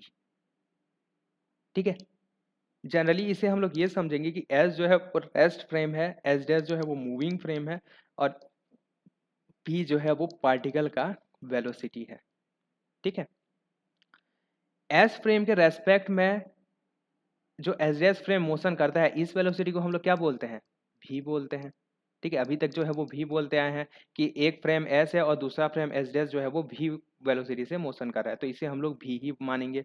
ठीक है, और एस डैश फ्रेम में पी का जो वेलोसिटी है, एस डैश फ्रेम में पी का जो वेलोसिटी होगा वो क्या हो जाएगा, u x dash, u y dash और यू जेड डैश हो जाएगा एस डैश फ्रेम में पी का वेलोसिटी। एस फ्रेम में पी का वेलोसिटी क्या हो जाएगा, एस फ्रेम में पी का वेलोसिटी हो जाएगा यू एक्स, यू वाई और यू जेड। ठीक है, और हम लोग हमेशा जो है इसे कैलकुलेट करेंगे।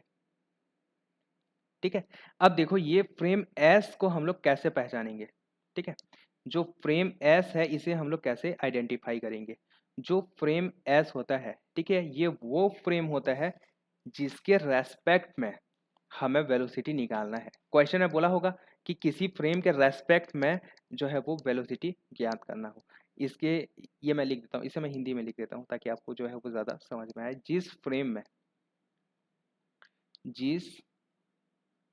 फ्रेम के सापेक्ष के रेस्पेक्ट में के सापेक्ष वेलोसिटी या वेग ज्ञात करना है। ठीक है, जिसके भी रेस्पेक्ट में ज्ञात करना है उसे हम लोग क्या ले लेंगे, एस फ्रेम ले लेंगे। ज्ञात, जिसके भी रेस्पेक्ट में जो है वो ज्ञात करना है उसे हम लोग क्या ले लेंगे, एस ले लेंगे।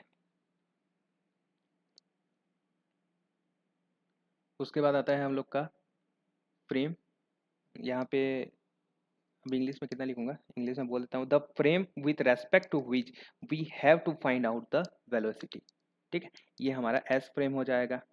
इसके बाद आता है पी, आइडेंटिफाई करेंगे हम लोग पी। पी क्या है, ये होता है पार्टिकल। ठीक है, पी से क्या है, पार्टिकल।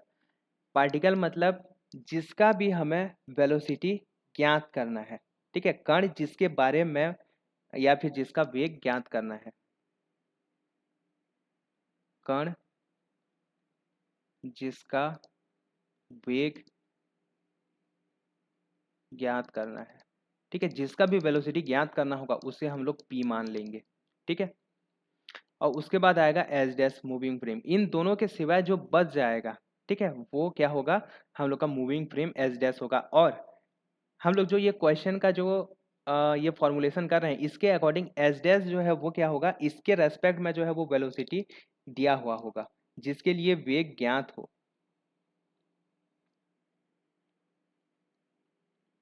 जिसके लिए वेग ज्ञात हो। ठीक है, देखो आप लोग को अगर क्वेश्चन सॉल्व करना है आप एक ही चीज याद रखेंगे अभी जो ये मैं बता रहा हूँ। ठीक है, एक फ्रेम एस रहेगा, इसे स्थिर फ्रेम, और ये फ्रेम क्या है ये हम लोग पहले से डिसाइड नहीं करेंगे, क्वेश्चन में पढ़ेंगे लास्ट लाइन जो आप लोग को दिखाया ना उस लास्ट लाइन से हम लोग डिसाइड करेंगे कि एस क्या होगा। उसके बाद डिसाइड करेंगे पी क्या होगा, उसके बाद जो बच जाएगा वो हम लोग का होगा एस डैश। ठीक है, अब यहाँ पे एक चीज और, यहाँ पे एक चीज और मैं बता दे रहा हूँ आप लोग को। हो सकता है कि यहाँ पे ये जो वेलोसिटी है, ठीक है, वो ना दिया हो, हम लोग को इसके रेस्पेक्ट में ये वेलोसिटी दिया हो, इसके रेस्पेक्ट में ये वेलोसिटी दिया हो, तो कभी भी अगर एस जो है एस डैश जो है एस के रेस्पेक्ट में भी वेलोसिटी से मोशन कर रहा है। यहाँ पे ये इसके एस के रेस्पेक्ट में एस डैश जो है वो भी वेलोसिटी से मोशन कर रहा है। तो हमेशा याद रखेंगे कि एस डैश के रेस्पेक्ट में एस जो है वो माइनस भी वेलोसिटी से क्या करेगा, मोशन करेगा। ठीक है, अगर ये एस डैश जो है एस डैश के रेस्पेक्ट में पी अगर इस वेलोसिटी से मोशन कर रहा है तो ये जो है इसके minus u x dash minus u y dash और माइनस जेड डैश के इसका जो वेलोसिटी है ये हो जाएगा। ठीक है, अगर ये इस डायरेक्शन में वेलोसिटी लें तो ये क्या आ जाएगा, minus u x dash minus u y dash और माइनस यू जेड डैश। ठीक है, सिंपल सा बात है, यहाँ पे लॉजिक समझो। अगर मान लेते हैं कि हमारे पास ए और बी है। ठीक है, अगर ये ए मतलब ए के रेस्पेक्ट में बी अगर भी वेलोसिटी से मोशन करता हुआ दिख रहा है, अगर ए से हम लोग देखते हैं, ए में खड़े हैं और ये देख रहे हैं कि बी जो है वो भी वेलोसिटी से मोशन कर रहा है, तो बी में अगर हम लोग खड़े होकर देखते हैं तब ए हमें क्या दिखेगा, ये माइनस भी वेलोसिटी से जो है वो मोशन करता हुआ दिखेगा। एक सिंपल सा बात है, आप जब अपने मोटर आप जब बाइक में कहीं घूम जा रहे हैं, ठीक है, बाइक में जा रहे हैं तो आपके आपके साथ जो पेड़ होगा, आप जो है वो आगे जा रहे हैं तो ये जो पेड़ है वो आपको कैसा दिखाई देगा, ये जो है अगर आप अपने आप को स्थिर समझें तो ये पेड़ आपको पीछे जाता हुआ दिखाई देगा। ठीक है, सेम चीज यहाँ पे है, अगर आपका वेलोसिटी भी है तब इसका वेलोसिटी क्या आ जाएगा, माइनस भी आ जाएगा। ठीक है, तो सेम ऐसा ही अगर ए जो है बी जो है ए के रेस्पेक्ट में भी वेलोसिटी से मोशन कर रहा है तो ए बी के रेस्पेक्ट में जो है वो माइनस भी से मोशन करेगा। अगर ए से हम लोग देखें और बी का मोशन भी है तो बी से अगर देखें तो ए का मोशन क्या हो जाएगा, माइनस भी हो जाएगा। ये एक इंपॉर्टेंट पॉइंट आप लोग याद रखेंगे। ठीक है, और इसी एक सिंगल अप्रोच का जो है वो यूज़ करके हम लोग क्वेश्चन को जो है वो सॉल्व करेंगे। और इसके बाद हमें क्या निकालना रहता है, अब इसके बाद हमें निकालना रहता है यू एक्स, ये यू एक्स यू वाई और यू जेड। इससे पहले जो फॉर्मूला लिखा था यू एक्स का फॉर्मूला हो जाएगा u x dash plus v upon one plus u x dash v upon C square. U y equal to हो जाएगा u y dash one minus v square upon सी square की power half, या by gamma भी लिख सकते हैं, one plus u x dash v upon सी square. और u z equal to क्या आ जाएगा, u z dash one minus v square upon सी स्क्वायर की power half by one plus u x dash v upon C square. ठीक है, generally देखो most of the case क्या होगा, u y dash u z dash का value जो है वो जीरो होगा, और जब ये जीरो होगा तो ये वैल्यू क्या हो जाएगा, जीरो हो जाएगा। ठीक है, यहाँ पे याद रखेंगे अगर u y dash equal to zero है तो यू वाई इक्वल टू भी क्या होगा, जीरो होगा, और u z dash equal to zero है तो यू जेड इक्वल टू भी क्या हो जाएगा, जीरो हो जाएगा। ये केस ये जो है आप लोग याद रखेंगे। मोस्ट ऑफ द केस हमें यही बस जो है वो कैलकुलेट करना पड़ेगा। ठीक है, अभी क्वेश्चन प्रैक्टिस करेंगे तो आप लोग को जो है वो पता चल जाएगा। ठीक है, मोस्ट ऑफ द केस हमें यही चीज़ जो है वो कैलकुलेट करनी पड़ेगी। ठीक है, यहाँ पे हमें क्या निकालना पड़ेगा, यू एक्स डैश निकालना पड़ेगा और भी निकालना पड़ेगा इसके लिए। ठीक है, यहाँ पे हमें देखो क्या निकालना पड़ेगा, हमें निकालना पड़ेगा ये यू एक्स डैश। ठीक है, ये यू एक्स डैश और ये भी, ये दो चीज़ें जो है हमें ये दो वैल्यू हमें फाइंड आउट करना पड़ेगा। ठीक है, कैसे फाइंड आउट करेंगे देखो, पेज डाउन, ये क्वेश्चन आप लोग को दिख रहा होगा, क्वेश्चन नंबर 31। ठीक है, देखो यहाँ पे पॉइंट क्या दिया हुआ है। सबसे पहला 31 क्वेश्चन अगर हम लोग को सॉल्व करना है, क्वेश्चन पढ़ो, an observer x see two rocket a b. ठीक है, यहाँ पे मैं आप लोग को समझाने के लिए बना दे रहा हूँ। ठीक है, यहाँ पे एक जो क्वेश्चन में क्या बोल रहा है कि एक ऑब्जर्वर जो है वो एक्स है। ठीक है, और ये क्या देख, अच्छा यहाँ पे डायग्राम दिया हुआ है देखो, एक ऑब्जर्वर जो है वो एक्स है, वो देख रहा है कि दो रॉकेट ए और B approaching him from opposite direction, ये जो है एक दूसरे के अपोजिट डायरेक्शन में जो है वो मोशन कर रहे हैं। ठीक है, each each with a velocity 0.8 c, then the velocity of observer, ये दोनों का जो वेलोसिटी है वो कितना है, 0.8 सी है, 0.8 सी और 0.8 सी। लेकिन यहाँ भी देखो हम लोग ना एक पार्टिकुलर जो है वो साइन कन्वेंशन का यूज़ करेंगे। जैसे कि अगर हम लोग इसके वेलोसिटी को प्लस में ले रहे हैं तो इसका वेलोसिटी अपोजिट डायरेक्शन में है, इसके वेलोसिटी को माइनस में लेंगे। क्लियर है, देखो दोनों का जो मोशन का जो डायरेक्शन है वो अपोजिट है, अगर एक को हम लोग पॉजिटिव ले रहे हैं तो दूसरे को हमें क्या लेना पड़ेगा, नेगेटिव लेना पड़ेगा। जैसे हम लोग इस डायरेक्शन में प्लस एक्स एक्सिस के डायरेक्शन में जो वेलोसिटी है उसे पॉजिटिव ले रहे हैं, तो माइनस एक्स डायरेक्शन में जो वेलोसिटी है वो क्या हो जाएगा, माइनस हो जाएगा। ठीक है, यानी कि इसका वेलोसिटी हम लोग ये बोलेंगे कि एक्स के रेस्पेक्ट में जो पी का वेलोसिटी है वो कितना है, -0.8 सी है। ठीक है, ये क्या बोलना चाहिए, ये इस जो है वो साइन कन्वेंशन का हम लोग यूज करेंगे। ठीक है, अब देखो क्वेश्चन देखो क्या बोल रहा है, then the speed of observer x sorry, ठीक है, ऑब्जर्वर एक्स का जो स्पीड है वो हमें निकालना है किसके रेस्पेक्ट में, ऑब्जर्वर ऑब्जर्वर एक्स का जो स्पीड निकालना है विथ रेस्पेक्ट टू, ये वर्ड आप लोग देखेंगे विथ रेस्पेक्ट टू बी। ठीक है, अब बी के रेस्पेक्ट में हमें एक्स का जो है वो स्पीड निकालना है। अगर बी से खड़े होकर हम लोग देखते हैं तब एक्स का जो स्पीड है वो क्या हो जाएगा, सिंपल सा है। देखो अभी जो कॉन्सेप्ट मैं आप लोग को बताया, ठीक है, क्या बताया कि अगर हम लोग यहाँ पे ये डायग्राम देखो, यहाँ पे अभी हम लोग का ए का कोई काम नहीं है। ठीक है, यहाँ पे एक्स है और एक्स के रेस्पेक्ट में ये जो हमारा बी है, ठीक है, ये किस वेलोसिटी से, ये इस साइड वेलोसिटी से एक्स के रेस्पेक्ट में 0.8 सी, यानी कि -0.8 सी से जो है ये मोशन कर रहा है बोलेंगे। अगर हम लोग बी से देखें, ठीक है, बी से देखें तब ये कैसा मोशन करता हुआ दिखाई देगा, प्लस, मतलब इस डायरेक्शन मोशन करता हुआ दिखाई देगा। ठीक है, तो ये क्या हो जाएगा, इसका जो वेलोसिटी है इसका माइनस यहाँ पे जो भी वेलोसिटी, ये जो है एक्स के रेस्पेक्ट में बी का वेलोसिटी है, यहाँ पे दिया गया है एक्स के रेस्पेक्ट में बी जो है वो -0.8 सी से मोशन कर रहा है, तो बी के रेस्पेक्ट में एक्स कैसे मोशन करेगा, सिंपली बस माइनस कर देना है। ठीक है, तो ये क्या आ जाएगा 0.8 सी। ठीक है, बी के रेस्पेक्ट में जो एक्स है वो किस वेलोसिटी से मोशन करेगा, 0.8 सी वेलोसिटी से जो है वो मोशन करेगा। ठीक है, ये हो गया हमारा वेलोसिटी ऑफ एक्स। और ऐसे भी देखो ये पॉजिटिव आना चाहिए, क्यों, क्योंकि इसके रेस्पेक्ट में ये मोशन कर रहा है तो इसे माइनस लिए हैं, तो इसके रेस्पेक्ट में ये मोशन करेगा तो इस डायरेक्शन में मोशन करेगा, ये जो है वेलोसिटी का डायरेक्शन ये है, यानी प्लस एक्स डायरेक्शन में है, तो ये जो है पॉजिटिव आ जाएगा। ठीक है, तो इसका आंसर क्या आ जाएगा 0.8 सी। ठीक है, ये क्वेश्चन आ गया। अब देखो सेकेंड क्वेश्चन 32। 32 में क्या बोल रहा है, the speed of rocket a, speed of rocket a as observe by an observer b, b से अगर हम लोग देखते हैं तो ए का स्पीड क्या होगा, एक्स से तो हमें पता है इसका स्पीड जो है वो 0.8 सी है, लेकिन अगर बी से हम लोग देखें तो इसका स्पीड क्या होगा। ठीक है, अब जो है इसका स्पीड चेंज हो जाएगा। चेंज कैसे होगा, देखो ये चेंज निकालने के लिए जो वेलोसिटी हमें निकालना है उसके लिए हमें क्या करना है, सिंपल सा जो फॉर्मुलेशन बताए हैं उसे याद रखना है। Observe by an observer b, किसके द्वारा हम लोग देख रहे हैं, किससे देख रहे हैं, किसके रेस्पेक्ट में, बी के रेस्पेक्ट में देख रहे हैं, तो हमारा जो एस है, फ्रेम एस इक्वल टू क्या हो जाएगा, बी हो जाएगा।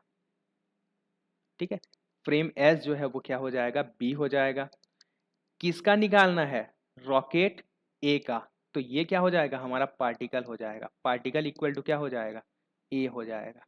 ठीक है, इसके बाद क्या बच गया, एक्स बच गया। ठीक है, तो यहाँ पे एस डैश जो है वो क्या होगा, एक्स हो जाएगा। क्लियर है, देखो ये जो लास्ट लाइन है यही बस आप लोग को ध्यान से देखना है। The speed of rocket a as absorb by an observer b, अगर बी से हम लोग देखते हैं तो ए का जो स्पीड है वो क्या हो जाएगा, ये हम लोग को निकालना है। तो यहाँ पे बी जो है वो क्या हो जाएगा, एस हो जाएगा, पी जो है वो ए हो जाएगा, एस डैश जो है वो एक्स हो जाएगा। देखो आप लोग को बिल्कुल भी ये नहीं सोचना है कि कौन मोशन कर रहा है, क्या कर रहा है, ये इसमें आप लोग को ध्यान नहीं देना है। आप लोग को बस ये देखना है कि कौन सा एस होगा, कौन सा एस डैश होगा और कौन सा जो है वो पी होगा। अब देखो यहाँ पे इन्फॉर्मेशन क्या क्या दिया हुआ है, एक्स के रेस्पेक्ट में बी का वेलोसिटी कितना है, एक्स के रेस्पेक्ट में बी का वेलोसिटी 0.8, अच्छा सॉरी, बी क्या है, ये है। एक्स के रेस्पेक्ट में बी का वेलोसिटी क्या है, यहाँ पे देखो हमें दिया हुआ है एक्स के रेस्पेक्ट में बी का वैल्यू, यहाँ पे ये निकालेंगे, ये जो होगा हमारा भी का वैल्यू होगा। ठीक है, इसे कैलकुलेट करेंगे, ये हमारा होगा भी का वैल्यू। लेकिन हमें यहाँ पे भी का वैल्यू नहीं दिया, हमें क्या दिया है, एक्स के रेस्पेक्ट में बी जो है वो कैसा मोशन कर रहा है, 0.8 सी, और ये माइनस में ना, -0.8 सी स्पीड से मोशन कर रहा है। ठीक है, और एक्स के रेस्पेक्ट में ए कैसा मोशन कर रहा है, एक्स के रेस्पेक्ट में ए का जो मोशन है वो क्या है, एक्स के रेस्पेक्ट में ए का मोशन ये ठीक डायरेक्शन में है, एक्स के रेस्पेक्ट में ए का जो मोशन है वो है 0.8 सी। अब यहाँ पे देखो, अगर एक्स के रेस्पेक्ट में बी 0.8 सी मोशन से वेलोसिटी कर रहा है, तो बी के रेस्पेक्ट में एक्स कैसा मोशन करेगा, यही चीज़ जो है हम लोग यहाँ पे फाइंड किए हैं।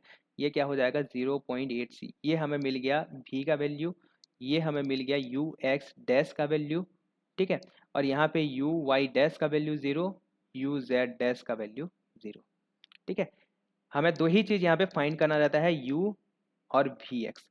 उसके बाद सिंपल एक लाइन में जो है आपका आंसर आ जाएगा यू एक्स डैश। अब बी के रेस्पेक्ट में जो ए का वेलोसिटी होगा वो क्या होगा, यू एक्स होगा। और यहाँ पे क्योंकि u y dash equal to 0 है, तो यू वाई इक्वल टू 0 हो जाएगा, और यू जेड इक्वल टू क्या आ जाएगा, 0 आ जाएगा। बस हमें क्या यहाँ पे फाइंड आउट करना है, यहाँ पे हमें फाइंड आउट करना है सिर्फ और सिर्फ u x.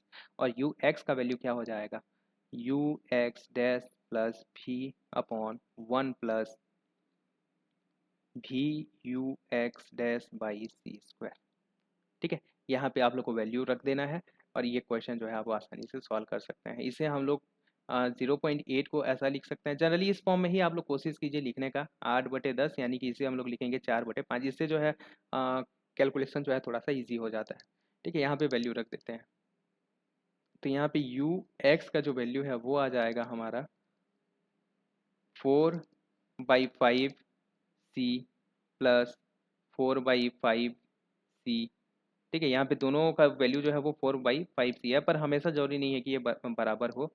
1 plus 4/c into 4/5 सी। सॉल्व करते हैं इसे, ठीक है। क्या आ जाएगा इसका वैल्यू, 4/5 यानी कि ये 8/5 सी आ जाएगा, डिवाइडेड बाय ये कितना आ जाएगा 1 प्लस 16/25 सी स्क्वायर, सी स्क्वायर। अच्छा यहाँ पे बटे सी स्क्वायर भी रहेगा ना, ये सी जो है वो कैंसल आउट हो जाएगा। इसे हम लोग सिंप्लीफाई करेंगे तो ये 25 प्लस 40 यानी कि 41, ये क्या आ जाएगा देखो, 8/5 सी अपॉन 41/25, ये 5 ये कैंसल आउट हो जाएगा, ठीक है। 5 और ऊपर जाएगा ये 40 आ जाएगा, तो ये जो आंसर आ जाएगा हम लोग का 40c/41, ये जो है आंसर आ जाएगा, ठीक है। जनरली इस टर्म में लिखा हुआ हो सकता है आंसर, अगर इस टर्म में नहीं लिखा हुआ है तो यहाँ पे आप लोग सिंपली बहुत ही जल्दी कैलकुलेट कर सकते हैं। इसका जो वैल्यू है वो 0.9 के अराउंड ही होगा, ठीक है। ये नहीं हो सकता, ये नहीं हो सकता, ये तो हो ही नहीं सकता, ठीक है। 1.6, ये क्या हो जाएगा, इसका जो वैल्यू है वो 0.9 सी। कभी भी ये आंसर नहीं आएगा, देखो कभी भी स्पीड ऑफ लाइट से ज़्यादा स्पीड जो है वो कभी भी नहीं आएगा, ठीक है। ये याद रखेंगे, तो ये 0.975, इसे आप लोग कैलकुलेट करके देखेंगे तो ये आ जाएगा 0.975, ये आ जाएगा, ठीक है। ये आंसर है। इस टाइप से जो है क्वेश्चन आपको अटेम्प्ट करना है। नेक्स्ट क्वेश्चन देख लेते हैं 71। यहाँ पे ये क्वेश्चन देखो, in the lab one particle A has the velocity v। एक पार्टिकल जो ए है उसका वेलोसिटी क्या है, v है। किसके रेस्पेक्ट में, लैब के रेस्पेक्ट में, ठीक है। Another particle b has velocity -v, ये स्मॉल v ही है, ठीक है। क्योंकि यहाँ पे आंसर देखो स्मॉल v के टर्म में आया है सब, तो ये स्मॉल v होगा, -v opposite to each other, the velocity of a relative to b. यहाँ पे देखो velocity of a relative to b, b के रेस्पेक्ट में ए का वेलोसिटी हमें निकालना है, सिंपल सा, ठीक है। देखो यहाँ पे अब हम लोग फ्रेम को जो है वो डिफाइन कर देते हैं। फ्रेम, सबसे पहला हमारा जो एस फ्रेम है वो क्या हो जाएगा, एस फ्रेम इक्वल टू किसके रेस्पेक्ट में निकालना है, बी के रेस्पेक्ट में निकालना है।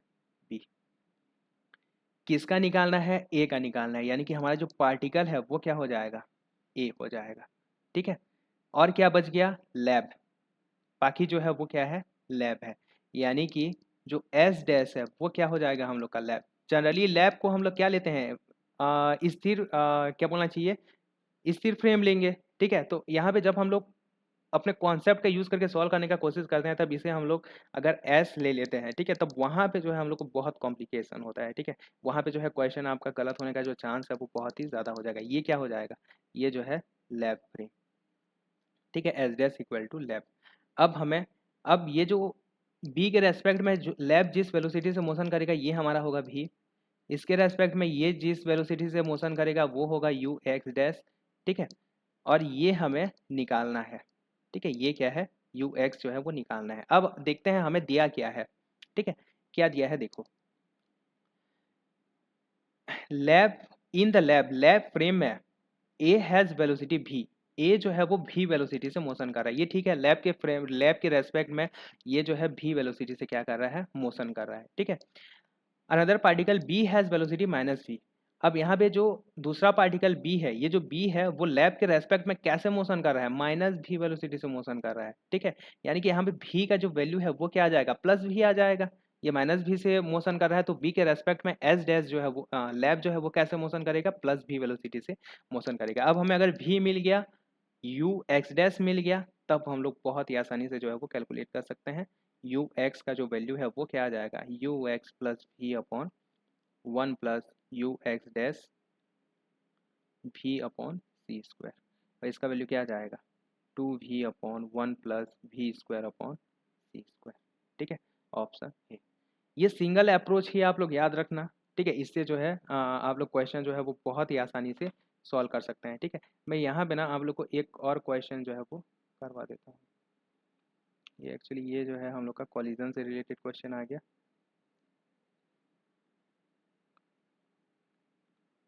हाँ बस 1 मिनट आप लोग वेट करेंगे, यहाँ पे ये जो है 68 नंबर का जो है वो क्वेश्चन है।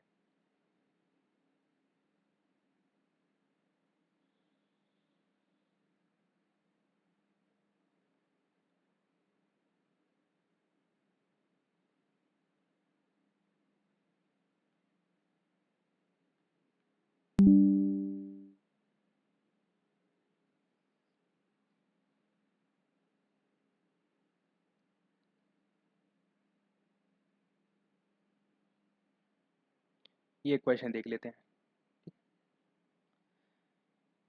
सबसे पहले, the spaceship is launched from earth and maintain a uniform जो स्पीड है, यहाँ पे एक चीज क्या आ गया, अर्थ आ गया, ठीक है। और अर्थ के रेस्पेक्ट में ये जो स्पेसशिप है इसका स्पीड कितना है, 0.9 सी, ठीक है, वेलोसिटी जो है वो 0.9 सी है।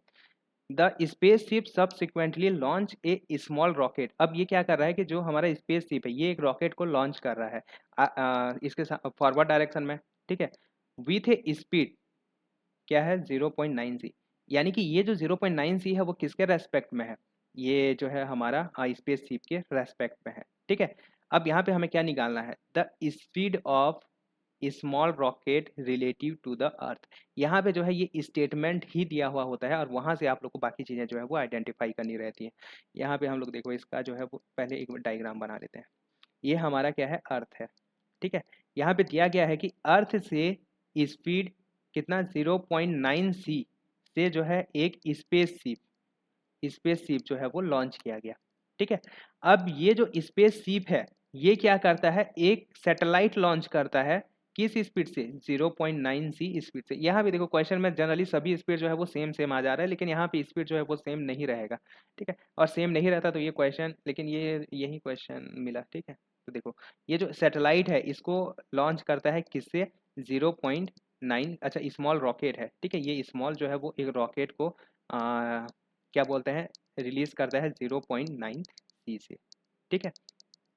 अब हमें क्या बोल रहा है देखो, स्पीड ऑफ स्मॉल रॉकेट, इस स्मॉल रॉकेट का जो है स्पीड निकालना है। यानी कि यहाँ हमें क्या पता चल गया कि ये क्या है, पार्टिकल है, ठीक है, किसके रेस्पेक्ट में, अर्थ के रेस्पेक्ट में, ठीक है। यानी कि ये हमारा कौन सा फ्रेम हो गया, एस फ्रेम हो गया, ठीक है। और यहाँ पे ये जो बच गया ये हमारा क्या हो जाएगा, एस डैश फ्रेम हो जाएगा। इसको आप अलग से अपने फॉर्मुलेशन के अकॉर्डिंग ही लिख लेंगे, ये एस डैश इक्वल टू हो जाएगा, यहाँ पे चलो ठीक है इसी को लिख लेते हैं, यहाँ पे जैसा डायग्राम बनाया है, ठीक है, ये हमारा हो जाएगा एस, यहाँ पे इसे अच्छे से लिख देता हूँ, एस इक्वल टू हो जाएगा ई, एस डैश इक्वल टू हो जाएगा ये, और ये क्या आ जाएगा हमारा, पी आ जाएगा, ठीक है।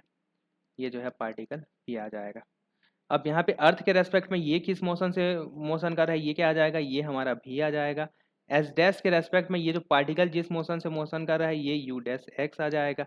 यानी कि अब हमें सिंपली क्या निकालना है, यू एक्स। यू एक्स का जो वैल्यू है वो 0.9 सी प्लस 0.9 सी हो जाएगा। ठीक है, 1 प्लस 0.9 सी इंटू 0.9 सी अपॉन सी स्क्वायर। ठीक है, इसे अगर कैलकुलेट करेंगे तो ये इसे हम लोग 9/10 ही लिख लेते हैं। 9/10 प्लस 9/10 यानी कि 18/10 सी आ जाएगा, और डिवाइडेड बाई ये क्या आ जाएगा, 9 यानी 81, 1 प्लस 81 अपॉन 100 सी। ठीक है, इसको सिंप्लीफाई करेंगे तो ये क्या आ जाएगा, 18/10 सी अपॉन ये क्या आ जाएगा, 181/100। ये 100 ये एक कैंसल आउट हो जाएगा, एक ऊपर जाएगा तो ये क्या आ जाएगा, 180/181। तो इसका आंसर क्या आ जाएगा, फिर से वही 0.9 अराउंड। ठीक है, तो ये जो है आंसर आ जाएगा हम लोग का। ठीक है, तो इस टाइप से जो है वो स्पेशल थ्योरी ऑफ रिलेटिविटी के जो वेलोसिटी बेस्ड जो क्वेश्चन है, ठीक है, इन्हें हम अटेम्प्ट करेंगे। ठीक है, ये इसके बाद हम लोग देखते हैं कुछ इंपॉर्टेंट जो है वो और ट्रांसफॉर्मेशन। ये जो है हमारा वेलोसिटी का ट्रांसफॉर्मेशन था।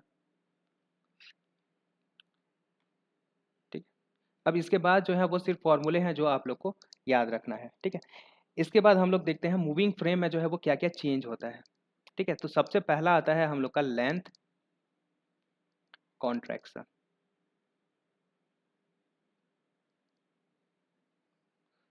यहाँ पे ये यहाँ पे लिख दे रहा हूँ, parameter changes in moving frame. Moving frame में जो है ये पैरामीटर किस तरह से चेंज होते हैं। ठीक है, तो सबसे पहला आता है लेंथ कॉन्ट्रैक्शन। लेंथ कॉन्ट्रैक्शन, या इसे आप लोग हिंदी में याद रखें हमेशा, लंबाई में क्या होगा, संकुचन होगा। ठीक है, संकुचन। संकुचन होने का मतलब ये है कि एल डैश का जो वैल्यू है, L dash is less than क्या होगा, एल होगा। जो प्रॉपर लेंथ है एल, उससे जो है मूविंग फ्रेम, यहाँ पे एस डैश जो है वो मूविंग फ्रेम में दिखा, एल डैश जो है वो मूविंग फ्रेम के रेस्पेक्ट में है, तो ये जो स्पीड है वो हमेशा क्या होगा, कम होगा। ठीक है, ये फॉर्मूला आप मतलब इसे आप लोग याद रखेंगे यहाँ से। ये अगर आपको याद है तो आप लोग को जो है ये फॉर्मूला याद करने में जो है वो ईजी होगा। L dash is less than क्या होगा, एल जीरो। मूविंग फ्रेम में जो स्पीड है वो क्या होगा, कम होगा किससे, रेस्ट फ्रेम में स्पीड से। तो इसी को हम लोग क्या लिखेंगे, देखो, तो इस एल डैश का जो वैल्यू है इसीलिए क्या आ जाएगा, एल जीरो बाई गामा। क्योंकि ये गामा से डिवाइड करेंगे तो ये जो वैल्यू है वो कम आएगा। क्यों, क्योंकि इसका वैल्यू जो है वो एक से ज़्यादा आता है। ठीक है, तो एल डैश इक्वल टू क्या आ जाएगा, एल जीरो बाई गामा। इस टाइप के क्वेश्चन में आप लोग को सिंपली क्या फाइंड आउट करना रहता है, गामा का वैल्यू जो है वो फाइंड आउट करना रहता है। गामा का वैल्यू होता है या तो 1/√1 माइनस बीटा स्क्वायर लिख सकते हैं, या फिर 1/√1 माइनस वी स्क्वायर अपॉन सी स्क्वायर लिख सकते हैं। ठीक है, तो ये वैल्यू जो है आपको कैलकुलेट करना है, और सिंपली जो है यहाँ पे आपको बाकी वैल्यू दिया हुआ होगा, वहाँ पे ये वैल्यू पुट कर देना है, तो आपको जो है अब ये मिल जाएगा। ठीक है, ये पहला रिलेशन है। सेकंड देखो, लेंथ कॉन्ट्रैक्शन के बाद आता है एरिया कॉन्ट्रैक्शन। एरिया भी जो है वो क्या हो जाएगा, कॉन्ट्रैक्ट हो जाएगा, एरिया कॉन्ट्रैक्शन। लेकिन यहाँ पे जो है आप लोग कुछ चीज़ें याद रखेंगे। ठीक है, एरिया में भी क्या होगा, कॉन्ट्रैक्शन होगा। ए डैश इज लेस देन क्या हो जाएगा, ए जीरो हो जाएगा। ठीक है, ए डैश का वैल्यू जो है वो ए जीरो से क्या हो जाएगा, कम हो जाएगा। अब यहाँ पे देखो, ये जो वैल्यू है ए डैश का वैल्यू जो है वो ए जीरो बाई गामा आएगा। लेकिन यहाँ पे आप लोग जो है इंपॉर्टेंट चीज़ याद रखेंगे। ये मान लेते हैं कि हम लोग का क्या है, एक सरफेस है। ठीक है, ये एक्स डायरेक्शन है, ये वाई डायरेक्शन है, और ये क्या है, जेड डायरेक्शन है। अगर ये एरिया के अगर पैरेलल डायरेक्शन में यानी कि एक्स डायरेक्शन में या जेड डायरेक्शन में ये मोशन कर रहा है, तब जो है इसकी लंबाई में क्या होगा, संकुचन होगा। अगर ये वाई डायरेक्शन में मोशन कर रहा है, ठीक है, अगर इसके मोशन का डायरेक्शन वाई डायरेक्शन में, ये ऐसे ऊपर की तरफ जा रहा है, तब जो है इसमें कोई भी कॉन्ट्रैक्शन नहीं होगा।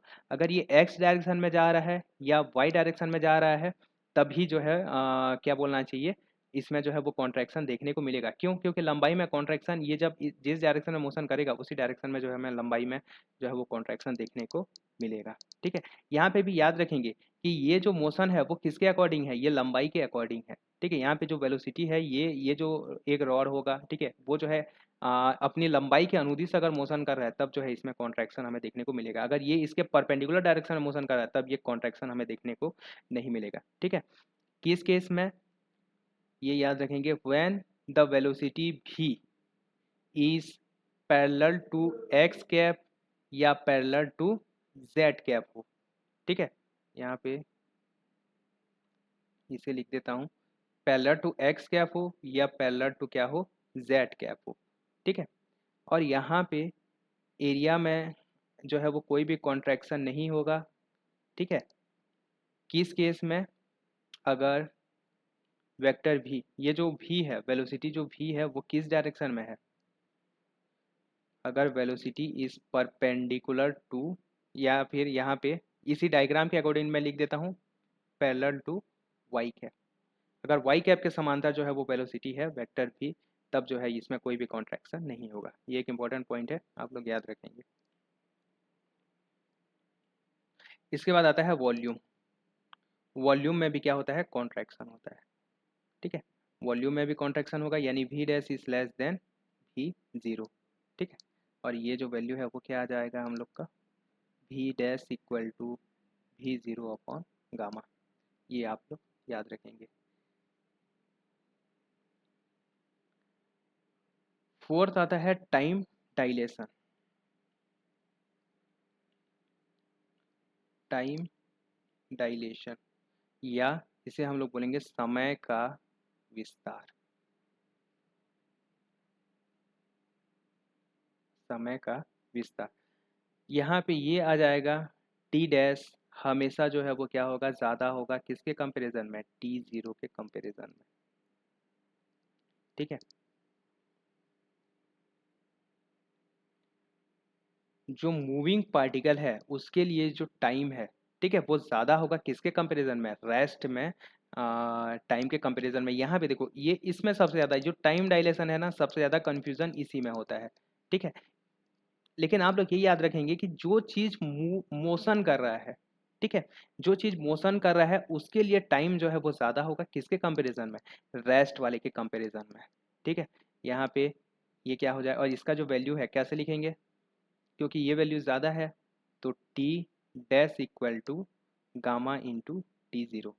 यहाँ पे देखो एक चीज़ मैं आप लोग को बता रहा हूँ, नहीं मतलब ये जो टाइम है ना वो मूविंग फ्रेम के लिए टाइम, ऐसा जो मूव कर रहा हो उसके लिए टाइम है, और ये क्या है जो रेस्ट में हो, किसी भी फ्रेम में रेस्ट में हो सकता है। ठीक है, वो मूविंग फ्रेम में रेस्ट में हो सकता है या रेस्ट फ्रेम में ही रेस्ट में है, बस उसके रेस्पेक्ट में आप लोग को देखना है। ये जो है टाइम है वो रेस्ट फ्रेम में है, जिसमें भी वो चीज़ जो है वो रेस्ट में है उसके लिए टाइम है, और ये जिसमें भी क्या बोलना चाहिए, वो मोशन कर रहा है उसके लिए है। जैसे देखो यहाँ पे अर्थ में जो है एक ऑब्जर्वर है, अब यहाँ पे स्पेस शिप में एक आदमी गया। ठीक है, आप लोग वो इंटरस्टेलर मूवी अगर देखे होंगे, ठीक है, तो यहाँ पे जो है वो स्पेस शिप में क्या करता है, एक आदमी जो है वो जाता है। ठीक है, यहाँ पे क्या बोलना चाहिए, जो टाइम होगा यहाँ पे क्या बोलना चाहिए, जो टाइम होगा वो क्या होगा, यहाँ पे जो टाइम है वो जल्दी आगे बढ़ेगा इसके कंपैरिजन में। ठीक है, यहाँ पे जो टाइम है वो क्या हो जाएगा, धीमा हो जाएगा। टाइम जो है वो ग्रेटर देन टाइम का जो मतलब टाइम जो यहाँ पास्ट होता है ये मूविंग फ्रेम में, ये क्या हो जाएगा, धीमा हो जाएगा किसके कंपैरिजन में, ये इसके कंपैरिजन में। इसीलिए जब ये वापस लौट के आता है तब इसका एज जो है वो कम रहता है। अगर हम लोग 10 साल, ये स्पीड ऑफ लाइट से अगर मोशन कर रहा है, ठीक है, तो अगर हमारे लिए ये 10 साल है तो इसके लिए जो है वो कम होगा। ठीक है, 9 साल जो है वो स्पेंड हुआ होगा। ठीक है, इसलिए आप लोग हॉलीवुड मूवी में देखेंगे कि ये जो है स्पेसशिप में जो जाता है वो यंग होता है। यहाँ पे वो इंटरस्टेलर मूवी में उसकी बेटी जो है वो बूढ़ी हो गई रहती है। ठीक है, लेकिन ये जो है वो जवान ही रहता है। तो ये इस टाइप से। ठीक है, टाइम जो है वो डायलेट हो जाएगा, टाइम जो है वो धीरे धीरे, जैसे टाइम डायलेट हो जाएगा यानी समय का विस्तार, समय जो है वो धीमा चलने लगेगा ना। यहाँ पे ये कॉन्सेप्ट आप लोग याद रखेंगे। यहाँ पे 10 साल टाइम ज़्यादा हो जाएगा, इसका मतलब ये नहीं है कि यहाँ पे 10 साल है और यहाँ पे टाइम का जो विस्तार है वो धीमा हो जाएगा। यानी यहाँ पे जब 10 साल पास्ट होगा तो यहाँ पे 9 साल। आप इसी को याद रखेंगे, फिर कंफ्यूजन होता है, ठीक है, इसमें बहुत confusion. T dash equal to gamma t zero, ठीक है। मूविंग फ्रेम में जो है समय का क्या बोलना चाहिए, विस्तार हो जाएगा, ठीक है। इसे जनरली क्या बताऊँ, इसे t zero equal to t, ये कभी कभी जो है वो t equal to t zero by gamma लिखा रहता है। वहाँ पे हम लोग टी जीरो को जो है वो प्रॉपर टाइम लेते हैं। प्रॉपर टाइम मतलब चलो ठीक है, इसी को याद रखना। यहाँ पे ना थोड़ा सा कंफ्यूजन होता है, यहाँ खुद मुझे भी जो है वो कई बार ना कंफ्यूजन हो जाता है। इससे रिलेटेड जब क्वेश्चन सॉल्व करता हूँ ना, तब किसे प्रॉपर टाइम लेना है, ये इसमें ना कंफ्यूजन हो जाता है, ठीक है। तो ये चीज़ ना आप थोड़ा सा इसे याद रखेंगे। इसके बाद आता है नेक्स्ट,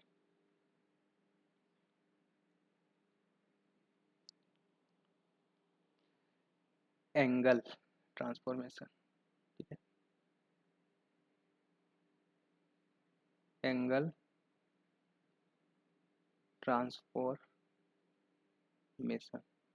एंगल में जो है वो ट्रांसफॉर्मेशन कैसे होगा, इसके लिए भी जो है वो कंडीशन रहता है। इसके लिए हम लोग 3 कंडीशन देखेंगे, ठीक है। मान लेते हैं कि ये एक्स डायरेक्शन है और पार्टिकल जो है वो इसी डायरेक्शन भी डायरेक्शन में मोशन कर रहा है, ठीक है। ये वाई डायरेक्शन है और ये जेड डायरेक्शन है, और यहाँ पे जो है हमारा कोई ऑब्जेक्ट रखा हुआ है, ठीक है। यहाँ पे ये एक ऑब्जेक्ट है, ठीक है। अगर यहाँ पे ये एंगल क्या है, अल्फा है, और यहाँ पे ये एंगल मान लेते हैं कि क्या है, बीटा है, ठीक है। तब ये अल्फा और बीटा जो एंगल है, यहाँ पे देखो, ये अल्फा को जिस डायरेक्शन में मोशन हो रहा है उसी के रेस्पेक्ट में, एक्स एक्सिस के रेस्पेक्ट में लिए हैं, ठीक है। लेकिन ये जो एंगल है ये वाई एक्सिस के पैरेलल एक्सिस से जो है वो एंगल लिया गया है, ठीक है। तो यहाँ पे जिस डायरेक्शन में मोशन कर रहा है उसके लिए आप लोग याद रखेंगे ये जो एंगल अल्फा है, ठीक है, tan alpha dash. Moving frame में जो एंगल होगा अल्फा डैश, इसका वैल्यू होगा tan equal to gamma tan alpha,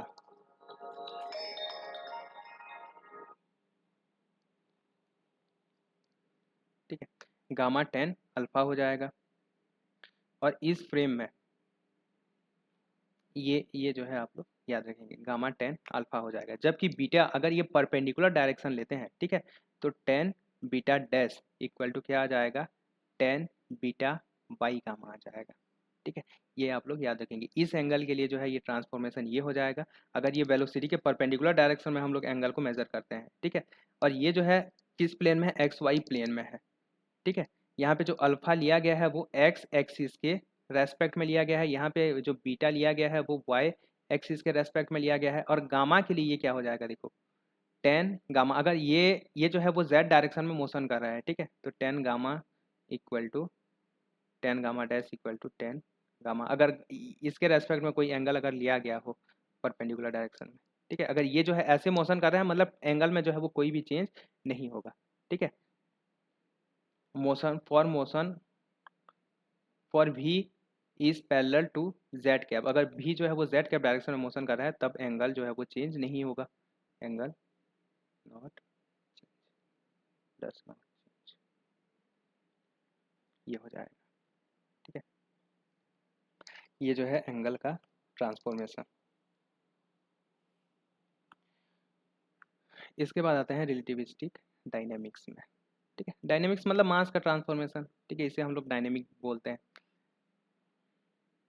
इसे हम लोग बोलते हैं relativistic dynamics.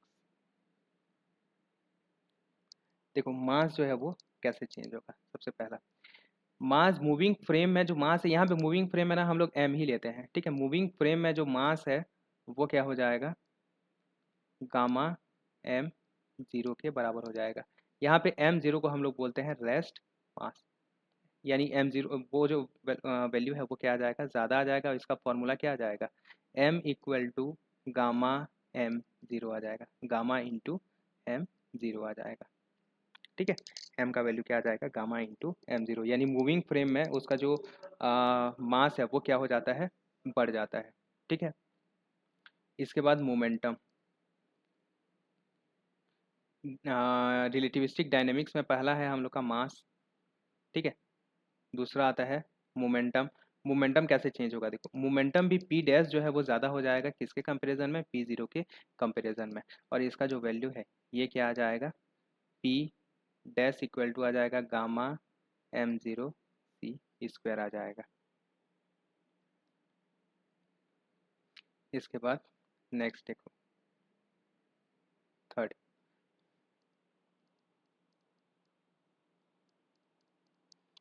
Rest mass energy, rest mass energy, या इसे हम लोग बोलते हैं mass equivalence, mass equivalence of energy बोलते हैं। ठीक है, मास इक्विवेलेंस ऑफ एनर्जी, ये क्या हो जाता है, देखो जो एनर्जी है वो मास के इक्विवेलेंट होता है और उसका जो वैल्यू होता है वो क्या होता है, E इक्वल टू होता है एम जीरो सी स्क्वायर। ठीक है, इसे हम लोग बोलते हैं रेस्ट मास एनर्जी, या इसे ई जीरो से रिप्रेजेंट करें, ई जीरो इक्वल टू क्या हो जाएगा, एम जीरो सी स्क्वायर। ठीक है, ये होता है रेस्ट मास। इसके बाद एक वर्ड आता है टोटल एनर्जी, अगर पार्टिकल जो है वो मोशन कर रहा हो, ठीक है, तो टोटल जो एनर्जी होगा, total energy E equal to हो जाएगा एम सी स्क्वायर, जहाँ पे एम क्या है, उसका मूविंग मास है। ठीक है, एम सी स्क्वायर, और एम का वैल्यू जो है वो क्या आता है, gamma m zero c square. ठीक है, या इसे अगर हम लोग मोमेंटम के टर्म में लिखना चाहें तो p square c square plus m zero square c की पावर 4। ये फॉर्मूला जो है आप लोग बहुत ज़्यादा हम लोग यूज़ कर चुके हैं क्वांटम मैकेनिक्स वगैरह में। ठीक है, क्लासिकल मैकेनिक्स मतलब अभी जो पढ़ रहे थे हैमिल्टोनियन वगैरह, तो ये होता है आप लोग ई का जो वैल्यू होता है वो एम सी स्क्वायर के बराबर होगा, या gamma m zero c square plus सी स्क्वायर के बराबर होगा, या इसे मोमेंटम के टर्म में under root P square c square plus m zero c square M zero square c की पावर 4। ये बहुत ही इंपॉर्टेंट फॉर्मूला है, इसे आप लोग हमेशा जो है वो याद रखेंगे। ठीक है, और ये क्या होता है, ये जो है मूविंग मास होता है, और ये क्या होता है, ये रेस्ट मास होता है। ठीक है, इसके बाद नेक्स्ट देखते हैं। नेक्स्ट है हमारा काइनेटिक एनर्जी। काइनेटिक एनर्जी हम लोग रिलेटिविस्टिक क्वांटम मैकेनिक्स में 1/2 एम वी स्क्वायर से कैलकुलेट नहीं करते। ठीक है, बल्कि इसमें जो है वेलोसिटी जो है वो उससे अधिक आता है। ठीक है, और यहाँ पे जो काइनेटिक एनर्जी, देखो जो टोटल एनर्जी ई होता है वो क्या होता है हम लोग का, टी प्लस वी, लेकिन इस केस में क्या आ जाएगा, टी प्लस ई जीरो आ जाएगा। जो टोटल एनर्जी है वो काइनेटिक एनर्जी प्लस जो है वो रेस्ट मास एनर्जी आ जाएगा, या यहाँ पे हम लोग क्या लिखें, kinetic energy t equal to आ जाएगा ई माइनस ई ज़ीरो, यानी कि m c square minus m zero c square आ जाएगा। ठीक है, ये होता है काइनेटिक एनर्जी का value, m c square minus m zero c square. ठीक है, काइनेटिक एनर्जी जो है हम लोग इस तरह से ज्ञात करते हैं।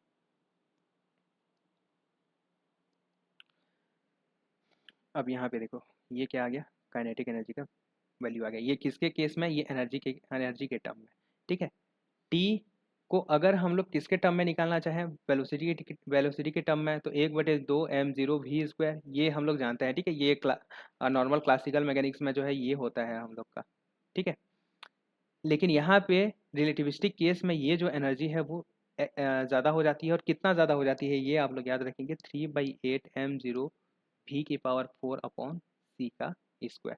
और भी इसमें जो टर्म आता है, लेकिन ये जो है फर्स्ट टर्म है, और ये टर्म जो है वो आप लोग याद रखेंगे, ये डोमिनेंट टर्म है। ठीक है, वेलोसिटी का जो वैल्यू है जब मूविंग फ्रेम में, ये वेलोसिटी का वैल्यू, काइनेटिक एनर्जी का जो वैल्यू है वो इतना अधिक हो जाता है। ठीक है, अगर मोमेंटम के टर्म में याद रखें तो मोमेंटम के टर्म में क्या होता है, पी जीरो टू एम होता है मोमेंटम के टर्म में काइनेटिक एनर्जी, लेकिन यहाँ पे ये अच्छा यहाँ पे पी जीरो के टर्म में नहीं लिखेंगे, यहाँ पे हम लोग इसे पी के टर्म में लिखेंगे। ठीक है, और ये जो वैल्यू है इससे थोड़ा सा कम आ जाएगा, ये जो वैल्यू है वो क्या आ जाएगा, आ, ये पी के टर्म में जो है यहाँ पे 1/8 कुछ कुछ आता है, ये आ जाएगा हम लोग का, हाँ 1/8, 1/8 पी की पावर 4 अपॉन सी स्क्वायर आ जाएगा। क्लियर है, तो ये होता है, और यहाँ पे फिर से जो है इसका कुछ और टर्म जो है इसमें आएंगे, ये आप लोग याद रखेंगे। अच्छा सॉरी, यहाँ एम ज़ीरो का क्यूब भी आएगा।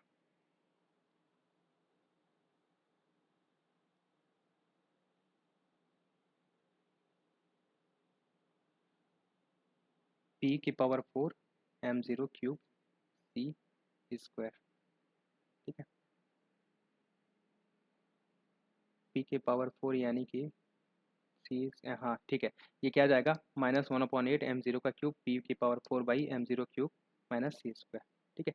ये जो है काइनेटिक एनर्जी के लिए एक्सप्रेशन है, इसे आप लोग याद रखेंगे, ठीक है। Relativistic kinetic energy. इसी अगर इसी तरह से हम लोग वेलोसिटी के लिए देखें, ठीक है, ये तो काइनेटिक एनर्जी के लिए हो गया। वेलोसिटी के लिए अगर हम लोग एक्सप्रेशन देखें तो ये वेलोसिटी के लिए अगर हम लोग एक्सप्रेशन देखें तो ये हमें मिल जाएगा। वेलोसिटी वेलोसिटी अगर टर्म ऑफ मास देखें हम लोग, ठीक है, मास के टर्म में अगर वेलोसिटी देखें तो ये हो जाएगा 1 - m0 रेस्ट मास बटे मूविंग मास का स्क्वायर। अगर मास दिया हुआ हो, अगर आपको वेलोसिटी निकालने के लिए बोले तो आप इस फॉर्मूले का जो है वो यूज़ करेंगे, ठीक है। अगर मास हम लोग किसके टर्म में निकालते हैं, मोमेंटम के टर्म में निकालते हैं, ठीक है, तो P C by under root, इसमें अब फॉर्मूला ही है, ठीक है, ये सब फॉर्मूला जो है आप लोग याद रखेंगे। P square plus m0 square c square, ठीक है, ये हो जाएगा। या अगर एनर्जी दिया हुआ है, ठीक है, तो एनर्जी के टर्म में जो c इंटू ये आ जाएगा अंडर रूट 1 - e0/e का स्क्वायर, ठीक है। ये जो है वेलोसिटी का फॉर्मूला है। और यहाँ पे एक चीज़ और आप लोग याद रखेंगे कि इसमें रिलेशन क्या होता है। देखो E/P इक्वल टू क्या होता है हम लोग का,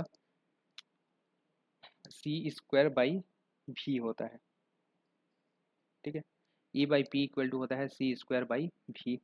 और इसे हम लोग c²/v को क्वांटम मैकेनिक्स में क्या पढ़े थे याद है, ω/k पढ़े थे, जिसे हम लोग क्या बोलते थे, फेज वेलोसिटी बोलते थे। तो फेज वेलोसिटी का और एक डेफिनेशन याद रखना कि ये जो है E/P होता है। और ग्रुप वेलोसिटी क्या आ जाएगा, dE/dP आ जाएगा, जिसे हम लोग क्या बोलते थे, dω/dk बोलते थे, ठीक है। ये इस तरह से भी इसे हम लोग लिख सकते हैं, ठीक है। तो ये जो है वेलोसिटी के लिए एक्सप्रेशन था। इसके बाद नेक्स्ट हम लोग देखते हैं relativistic Doppler effect. Doppler effect क्या होता है कि अगर कोई ऑब्जर्वर मूव कर रहा है, ठीक है, तो उसकी जो फ्रीक्वेंसी है वो चेंज हो जाती है, ठीक है। ये जो फ्रीक्वेंसी है वो क्या हो जाती है, चेंज हो जाती है, इसे हम लोग बोलते हैं डॉपलर इफेक्ट, ठीक है। Relativistic Doppler effect, relativistic Doppler effect क्या हो जाएगा, जो वी डैश है, ठीक है, जो फ्रीक्वेंसी है, जो मूविंग फ्रेम में जो फ्रीक्वेंसी है वो रेस्ट फ्रेम में frequency upon 1 - v/c cos theta आ जाएगा, ठीक है। और इंटू गामा, ये होता है हम लोग का मूविंग फ्रेम में क्या बोलना चाहिए, फ्रीक्वेंसी। यहाँ पे और अलग अलग केस रहते हैं। अगर थीटा इक्वल टू 0 हो तो कॉस थीटा का वैल्यू 1 आ जाएगा, ठीक है। तो यहाँ पे देखो ये 1 - v/c आ जाएगा,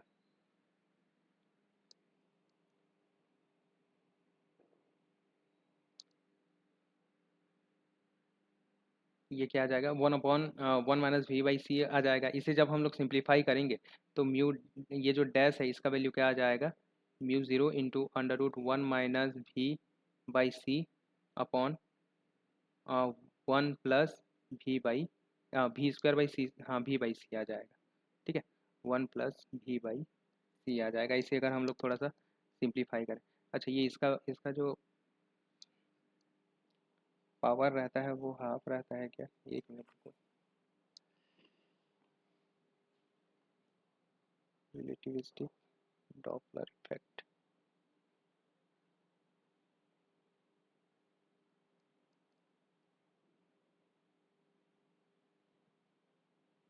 हाँ ठीक है, ये इसी टाइप से रहेगा। या इसे हम लोग क्या लिख सकते हैं, μ0 under root 1 - beta upon under root 1 + beta, इस टाइप से लिख सकते हैं, ठीक है। अगर लैम्डा, ये तो फ्रीक्वेंसी में शिफ्ट हो गया, अगर तरंग दैर्ध्य में हम लोग शिफ्ट देखें तो इसका जस्ट उल्टा हो जाएगा, ठीक है। λ0, क्योंकि म्यू इक्वल टू ये मतलब ये लैम्डा के इन्वर्सली प्रोपोर्शनल रहता है, ठीक है। तो ये क्या आ जाएगा, अंडर रूट 1 - बीटा आ जाएगा, ठीक। तो ये डॉपलर इफेक्ट के बारे में जो है कुछ पॉइंट आप लोग याद रखेंगे।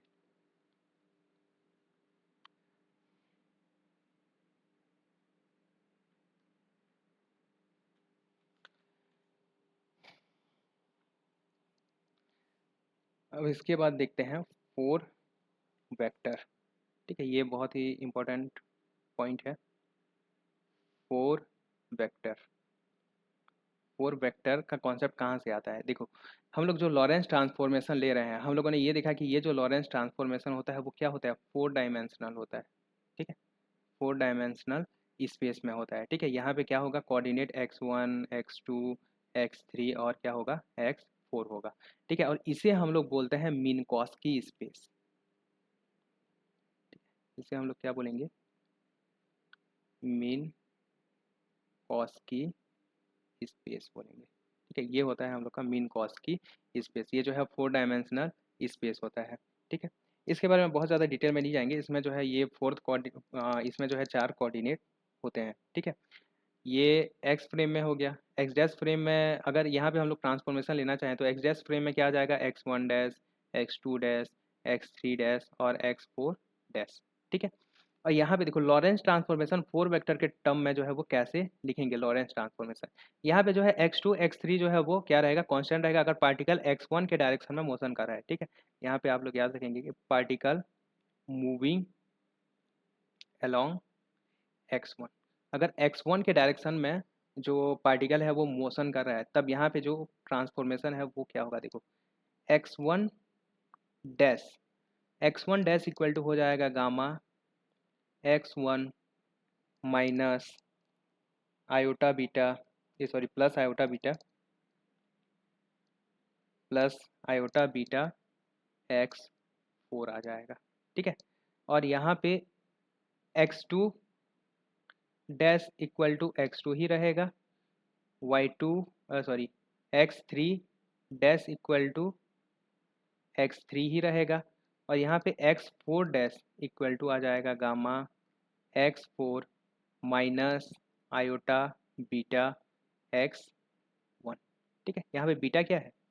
बीटा इक्वल टू v/c, और गामा क्या है? 1/√1 माइनस बीटा का स्क्वायर। ठीक, वही जो फॉर्मूला हम लोग आगे पढ़े थे। तो ये होता है लॉरेंस ट्रांसफॉर्मेशन। ये जो है बहुत इंपॉर्टेंट है, इसे आप लोग याद रखेंगे।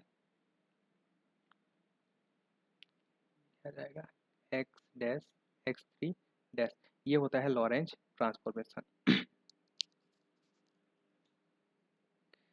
फोर वेक्टर के टर्म में। अब फोर वेक्टर के टर्म में हम लोग देख लेते हैं पोजीशन कोऑर्डिनेट।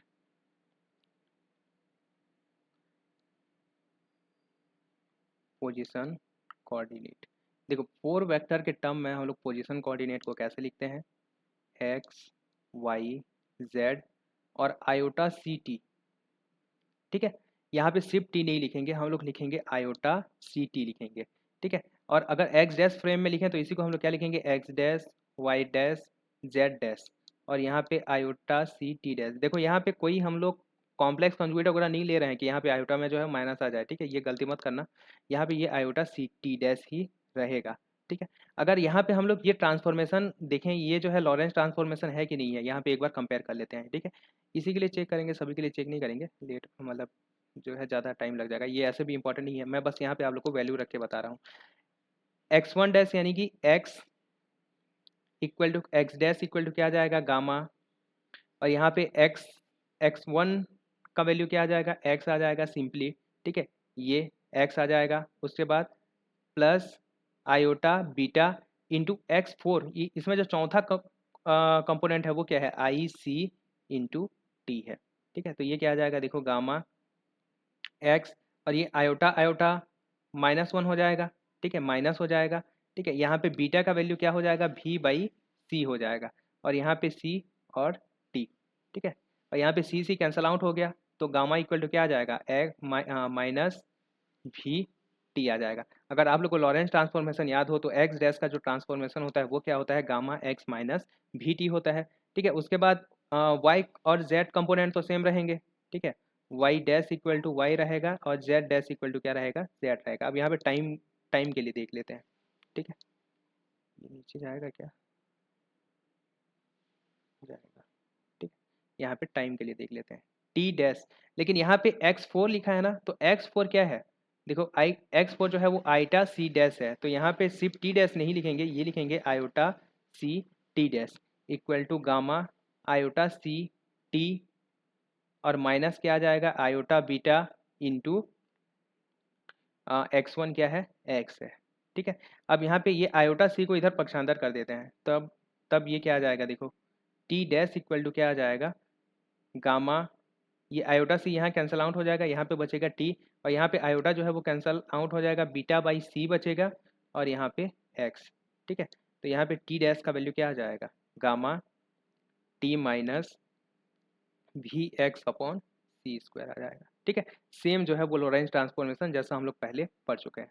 ठीक है, तो ये चीज़ें जो है आप लोग याद रखेंगे। ठीक है, ये क्या होता है पोजीशन कोऑर्डिनेट, और पोजीशन का जो कोऑर्डिनेट होता है वो क्या होता है X Y Z iota C T, X dash Y dash Z dash iota C T dash.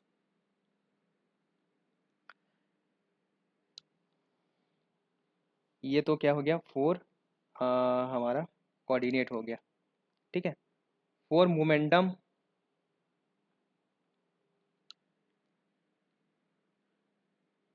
Four momentum, four momentum क्या हो जाएगा देखो P X P Y P Z. ठीक है, और इसके साथ में आएगा आयोटा ई बाई सी, जो एक्स फोर होगा वो क्या हो जाएगा आयोटा ई बाई सी, जहाँ पे ई जो है वो क्या है टोटल एनर्जी। ठीक है, ये जो है हमारा टोटल एनर्जी है। क्लियर है, और यहाँ पे सीधा मैं डायरेक्ट जो है वो ट्रांसफॉर्मेशन लिख दे रहा हूँ। ठीक है, आप लोग वैल्यू रखेंगे तो ट्रांसफॉर्मेशन जो है आप लोग को अपने आप मिल जाएगा। ठीक है, ये आ जाएगा gamma into p x minus v E upon सी स्क्वायर आ जाएगा। ठीक है, पी डैश इक्वल टू और ई डैश इक्वल टू क्या आ जाएगा gamma E minus v into p x आ जाएगा। ठीक है, ये आप लोग याद रखेंगे। ये फोर मोमेंटम हो गया। सेम ऐसे ही हम लोग का रहता है फोर फोर्स रहता है, फोर फोर्स। जो फोर फोर्स है वो क्या आ जाएगा F X F Y F Z component. ठीक है, और साथ ही साथ इसका जो फोर्थ कंपोनेंट है वो आ जाएगा आयोटा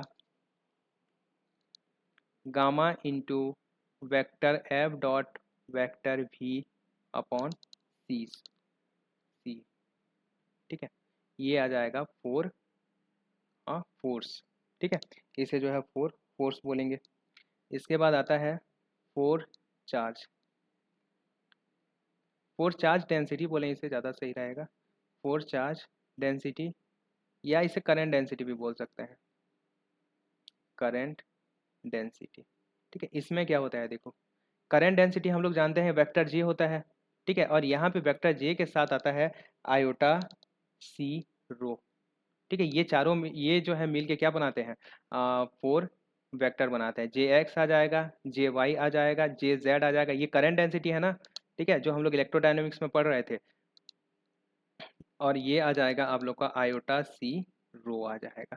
ठीक है, और रो क्या है, ये जो है मैग्नेटोस्टैटिक में मिला था करंट डेंसिटी, और ये हमें मिला था इलेक्ट्रोस्टैटिक में। यहाँ पे जो ट्रांसफॉर्मेशन हो जाएगा जे एक्स का वैल्यू, जे एक्स डैश का वैल्यू हो जाएगा जे एक्स माइनस वी रो आ जाएगा। ठीक है, और रो डैश का जो वैल्यू है, रो डैश का जो वैल्यू है वो आ जाएगा gamma rho minus we upon C square और यहाँ पे जे एक्स। ठीक है, ये जो है फोर क्या हो गया चार्ज डेंसिटी। ठीक है, और फोर वेक्टर के टर्म में क्या रहता है हमारा पोटेंशियल। ठीक है, फोर पोटेंशियल, ये सब फॉर्मूला ना इंपॉर्टेंट है, कम से कम इसे आप लोग, इससे जो है वो डायरेक्ट क्वेश्चन पूछ सकते हैं। फोर पोटेंशियल क्या होता है, ये पोटेंशियल जो होता है हम लोग का स्केलर पोटेंशियल ए और पोटेंशियल फाई जो है वो मिल के बनाते हैं। ठीक है, आयोटा फाई बाई सी। ठीक है, या इसे हम लोग क्या लिख सकते हैं ए एक्स, इसके जो चार कंपोनेंट हैं वो होंगे ए एक्स ए वाई ए जेड।